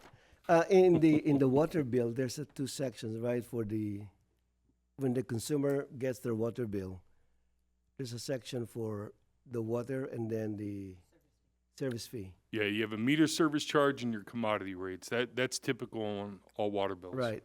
So the 2% is only on the water, not the service fee. That's the way it's always been, correct. Okay. The gross sales. Okay. Sales of water. Just water. Okay. All right. Any question of Mr. Gorecki? Not seeing any. I move we open the public hearing then. All right. Motion by Councilmember Danton, seconded by Mayor Pro Tem Sanchez to open the public hearing. Without objection, that will be the order. Anyone here would like to speak about this very exciting item on the agenda? Well, at least come say hi, guys. Come on, it's, come on, Eric. I hope the entertainment's been good. All right, My Eric. name is Eric Ikeda. I'm the current president of the water company. Your Honorable Mayor, Senny Inez, and council members. The water company has been in existence for 115 years. And our goal has always to provide quality water for all the residents in this community. So I know there's a council member who had been on the board some time ago. And so we just thank you for this consideration. And again, it's more housekeeping in maintaining the franchise agreement and maintaining our relationship with the city. So I thank you for considering this, and I urge approval for the ordinance. I want to thank you for, paying up the franchise fee the last 5 years since this has been expired. Oh, yeah, I mean, that's the least we could do. Well, that's the least they can do. But are you okay with 25 years plus additional 25 years? If you want to make it 50 years, we're fine with that. Okay. But yes, absolutely. Well, because I don't want to handle that in 25 years. Any questions? Okay. Oh. Yeah, that's pretty cut and dry. Very good. Thank you. Yes, I know it was boring. Thank you so much. Sure. Thanks for attending. All right, what's your pleasure? I'll make a motion. Okay. We got to make a motion to close the public hearing. Oh, move to close the public hearing. Oh, thank you. Motion by Councilmember Danton, second by Mayor Pro Tem Sanchez to close the public hearing. Okay, Without objection, that will be the order. Okay. All right. Councilmember Coops. All right, so we're going to go, number 1454, an ordinance granting the Bellflower Somerset Mutual Water Company a franchise to transmit and distribute potable water across and upon city public streets, ways, alleys, and places. Agreement number file number 320.91. All right. I'll second. There you Motion go. by Councilmember Coops, seconded by Councilmember Morse to introduce ordinance 1454. Roll call, please. Councilmember Morse? Aye. Mayor Pro Tem Sanchez? Aye. Councilmember Dutton? Aye. Councilmember Coops? Aye. Mayor Santinez? Aye. All right, we're moving along. Item 13A, Mr. Smooth. You okay?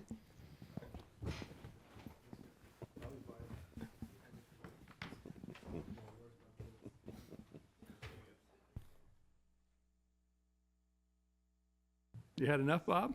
I've had plenty, thank you. Sorry, Mr. All right. We're doing the musical chairs here a little bit. I'm gonna kick this one over to Beth and Roe to take it on for you.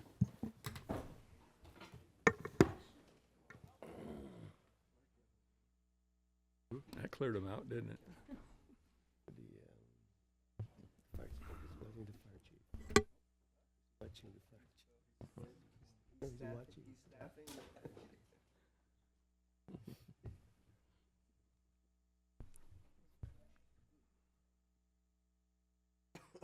All right, Mrs. Concepcion, the floor is yours. Thank you, Mayor. Good evening, Mayor and members of the City Council. I have a very brief presentation for you tonight. Bellflower Municipal Code Chapter 8.16 regulates the use and sale of fireworks. And before you are 3 items that are being proposed to be amended within that chapter. One would be an additional day to sell fireworks. This would allow sale of safe and sane fireworks as early as June 30, which would result in 5 days of selling. The second item is for fireworks stands along, to allow for fireworks stands along secondary arterials. This would allow more local nonprofit organizations to place their fireworks stands on their own property, even if it's not zone CG or M1. Currently, the code requires that fireworks stands be located within the CG zone or M1 zone, unless it's owned by the permittee. The property is owned by the permittee, in which case the qualifier is that the permittee's property is located on major arterial streets. Third, it would be just the removal of outdated terms and references and to improve the readability of sections of those chapter. As the recommendation of staff is for City Council to read by title only, waive further reading, and introduce ordinance number 1455, amending BMC Chapter 8.16, or alternatively discuss and take other action related to this item. This concludes staff's presentation, unless there are any questions. Thank you, Mrs. Concepcion. Can you clarify your statement again about the location on Arterial Street? Sure. Currently, the code requires fireworks stands to be within a CG zone or M1 zone areas only. However, there's an exception to that rule that if the property being owned, the permittee owns a property along major arterial street, even though it's not zone CG or M1 zone, they can still establish their fireworks stands on their own property. Okay. The parking lot of the churches. Correct. Okay. But we do have very limited major arterial streets within the city, so there's about only 4. So this will add to those qualified streets by introducing secondary arterial streets as well. Okay, so where they can save money, Correct. basically. Okay. So rather than Pay rent. leasing or renting a CG or M1 zone property, they could actually hold or host their own fireworks stands on their property if they're not if they're fronting the secondary arterial street. More friendly. Okay, very good. And then I'd like to ask Mr. McNerney. In terms of the citations, admin citations being given out the last few years, what is your opinion in terms of extending the number of days that fireworks can be allowed to be sold? Will there be any dramatic impact? Mr. Mayor, no. Giving one extra day, or even more than that, but I think tonight that voice before you just one extra day of sale of legal fireworks.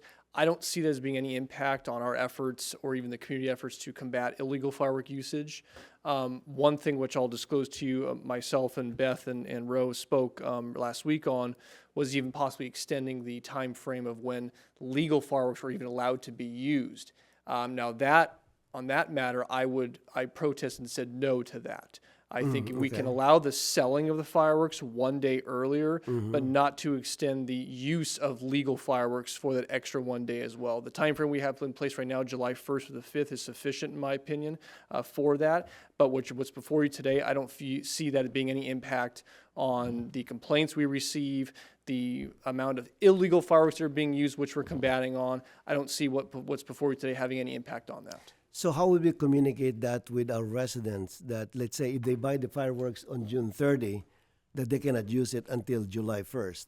So we always go through every year a large PR campaign on the use of safe and sane fireworks, and within that we would include now the extra day which they can be purchased, but also inform people that, again, the time frame that they can be legally used is still going to be July 1st through the 5th. So more or less, I guess to answer your question, would be an information gathering and public relations standpoint for us to get that message out to the community. Can we require the nonprofit organizations, the service clubs, to make sure that they have some kind of flyers to give out that they cannot use the fireworks until July 1st, something like that? I think that is an absolutely fantastic idea, yes. Okay, all right, very good. Okay, thank you. Any question of staff? No. All right, very good. I see Mr. Kelly's here. He traveled so far, so we'd like to invite Mr. Kelly.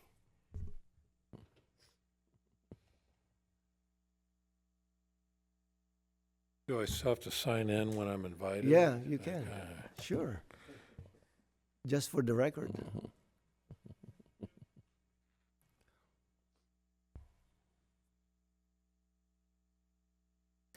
Good evening, Mr. Mayor, City Council, members of staff. John Kelly, Vice President with TNT Fireworks. We have been a wholesale provider to majority of nonprofit organizations in Bellflower since I started in 1989, and I know for decades prior to that. On behalf of the nonprofit organizations and to this City Council and City Council's previous, thank you for the privilege to be allowed to sell our products in your community. You're one of 33 cities in LA County that currently allow it, one of 272 in the state of California who allow the sale and use of state-approved fireworks, which is regulated by the state. State law actually provides for sale and use to begin at noon on June the 28th. And state law, again, actually provides for conclusion of sales and use July 6th at noon. That law was put on the books back in the 50s, and I can only imagine, based on my experience growing up, when shopping habits were such that you got paid on Friday and you went shopping for groceries Saturday morning, and then the discretionary income was available for time after that. That also ensured that a weekend wrapped around the 4th of July, because back then as well, we didn't just celebrate 7 days a week. Celebrations were primarily held till around the weekends. So I'm here this evening to answer any questions that you have. Again, we appreciate the partnership that we've enjoyed. We're here in support of your proposed modifications this evening. Thank you for your time. Thank you, John. I'm really glad that you came with this suggestion to extend the number of days fireworks going to be sold throughout the city. I think that in reading the staff report, I think it will help our service clubs, nonprofit organizations to generate more revenue, and they can help the city residents to, in their mission. And in the staff report, they mentioned that they surveyed a few cities, and there was no dramatic negative impact in terms of the use of fireworks during those days. But my question to you is, since you have a broader perspective in terms of the number of cities that you sell fireworks to, did you see any dramatic increase in the use of illegal fireworks if the number of days that the legal fireworks are being sold? Well, I think every day that you have an opportunity for sale, you're always going to set the table to increase your sales. There's no question about that. I think that addition of sales provides for more than just the additional sales of retail. I think it will afford you some flexibility as it comes to, particularly this year, with the 250th anniversary of America, just sometimes just getting set up and getting ready to go. That extra day pays huge dividends for anyone who's ever worked in a fireworks stand. It adds some flexibility too as you go down the road, rotating 4th of July's into midweeks. It gives you the flexibility on inspections on the front end, should the 30th, it gives you that extra day if you have those opening days fall around a weekend, so. But in terms of the other cities that are selling fireworks longer than Bellflower, do you know if they've noticed some more increase in the use of illegal fireworks? No. That it's not been reported to me. So it's not a factor then? That has been a factor. Okay, so similar to what staff came up with, because I think staff surveyed about 3 or 6 cities, and you came up with that conclusion. We actually surveyed 7, and then TNT representative provided additional cities Okay. to which they have extended dates and hours of sale longer than what we currently allow for right now. And there's no dramatic increase in illegal fireworks. According to the TNT representative. Yeah. Okay. Very good. All right, John. Thank you so All right, much. thank Any you. question of John? Nope. All right. Good thank seeing you, John. Good, thank Good you. to see you. Thank you. Yes. All right. Yeah, we're going to be there at least one more time, right? 3 years of bonus. All right. What's your pleasure? I'll make a motion to read by title only, waive further reading to introduce ordinance number 1455 and ordinance amending the chapter 8.16 regulating fireworks of the Bellflower Municipal Code to extend the time for selling the safe and sane fireworks within the city and allow certain fireworks stands to be located along secondary arterial ways. Motion by Councilmember Danton, seconded by Councilmember Coops to introduce ordinance 1455. Roll call, please. Councilmember Morse? Aye. Mayor Pro Tem Sanchez? Aye. Councilmember Dutton? Aye. Councilmember Coops? Aye. Mayor Santa Ynez? Aye. All right, we're moving along to Consent calendar. consent calendar. Any recusals? No. No. You and I Any have would a- like to pull an item? Move. Move it, move it. I'd like to pull item, Yeah, he's gonna move. what's that? Regarding item, Oh. Too late, you lost Larry. oh, that's okay. Larry left. 14G. Just for All right, comment. no car show, right? You can't be far. He was just. Or change the hours of hours of the car show? Yeah, I just want to take this opportunity to thank the Bellflower Noon Lions Club for co-hosting this with the City of Bellflower. It's a great event. It pulls a lot of people into the city, and the city council and staff, we always have a great time. And thank you to our staff also for the work that they've done in the past. And I know they'll continue to do their work this year, especially Parks and Recreation and Public Safety and Public Works. So that's my comment. All right. What's your pleasure on the consent calendar? Move the consent calendar. Second. Motion by Councilmember Moore, seconded by Mayor Pro Tem Sanchez to approve the consent calendar. Roll call, please. Councilmember Morse? Aye. Mayor Pro Tem Sanchez? Aye. Councilmember Dutton? Aye. Councilmember Coops? Aye. Mayor Santa Ynez? Aye. All right, council reports. Councilmember Morse. I have none. Council members, Mayor Pro Tem Sanchez. Thank you, Mr. Mayor. Just a couple. I want to give a shout out to Public Works. The Bellflower and Alondra intersection. Good job. Well done. It's looking great. Looking forward to seeing more of that cohesiveness throughout the entire boulevard. And then I think since we were on the topic of fireworks, I'd like to have a conversation about the block party permits. I think that's a conversation that should be had. I think there needs to be a conversation regarding block party permits.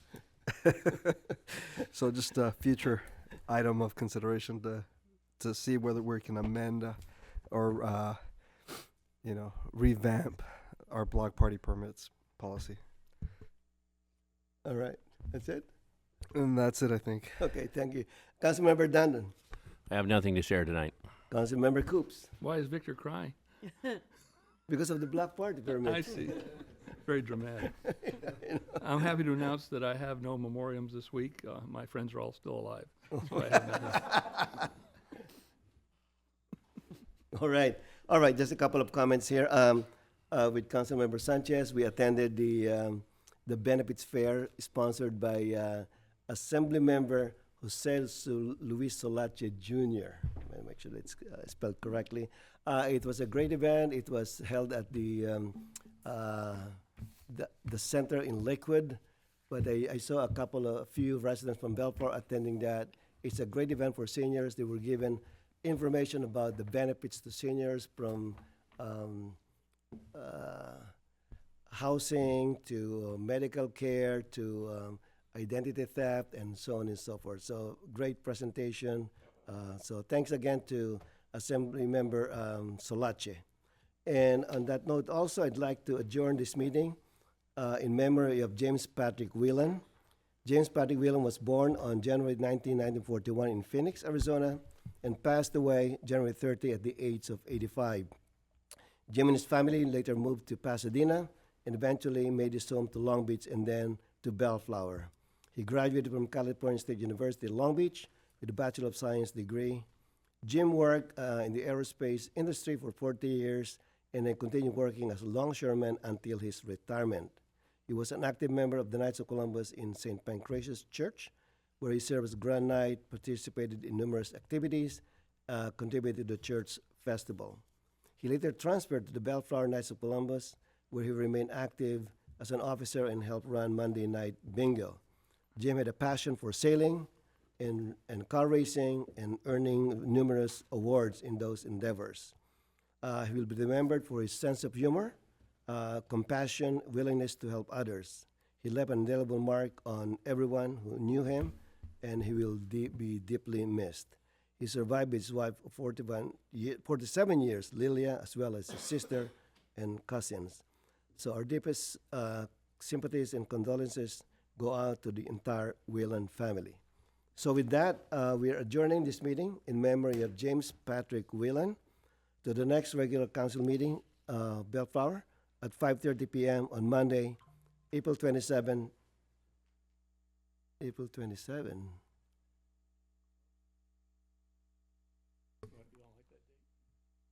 Our next meeting? April 27, 2026. This meeting is adjourned.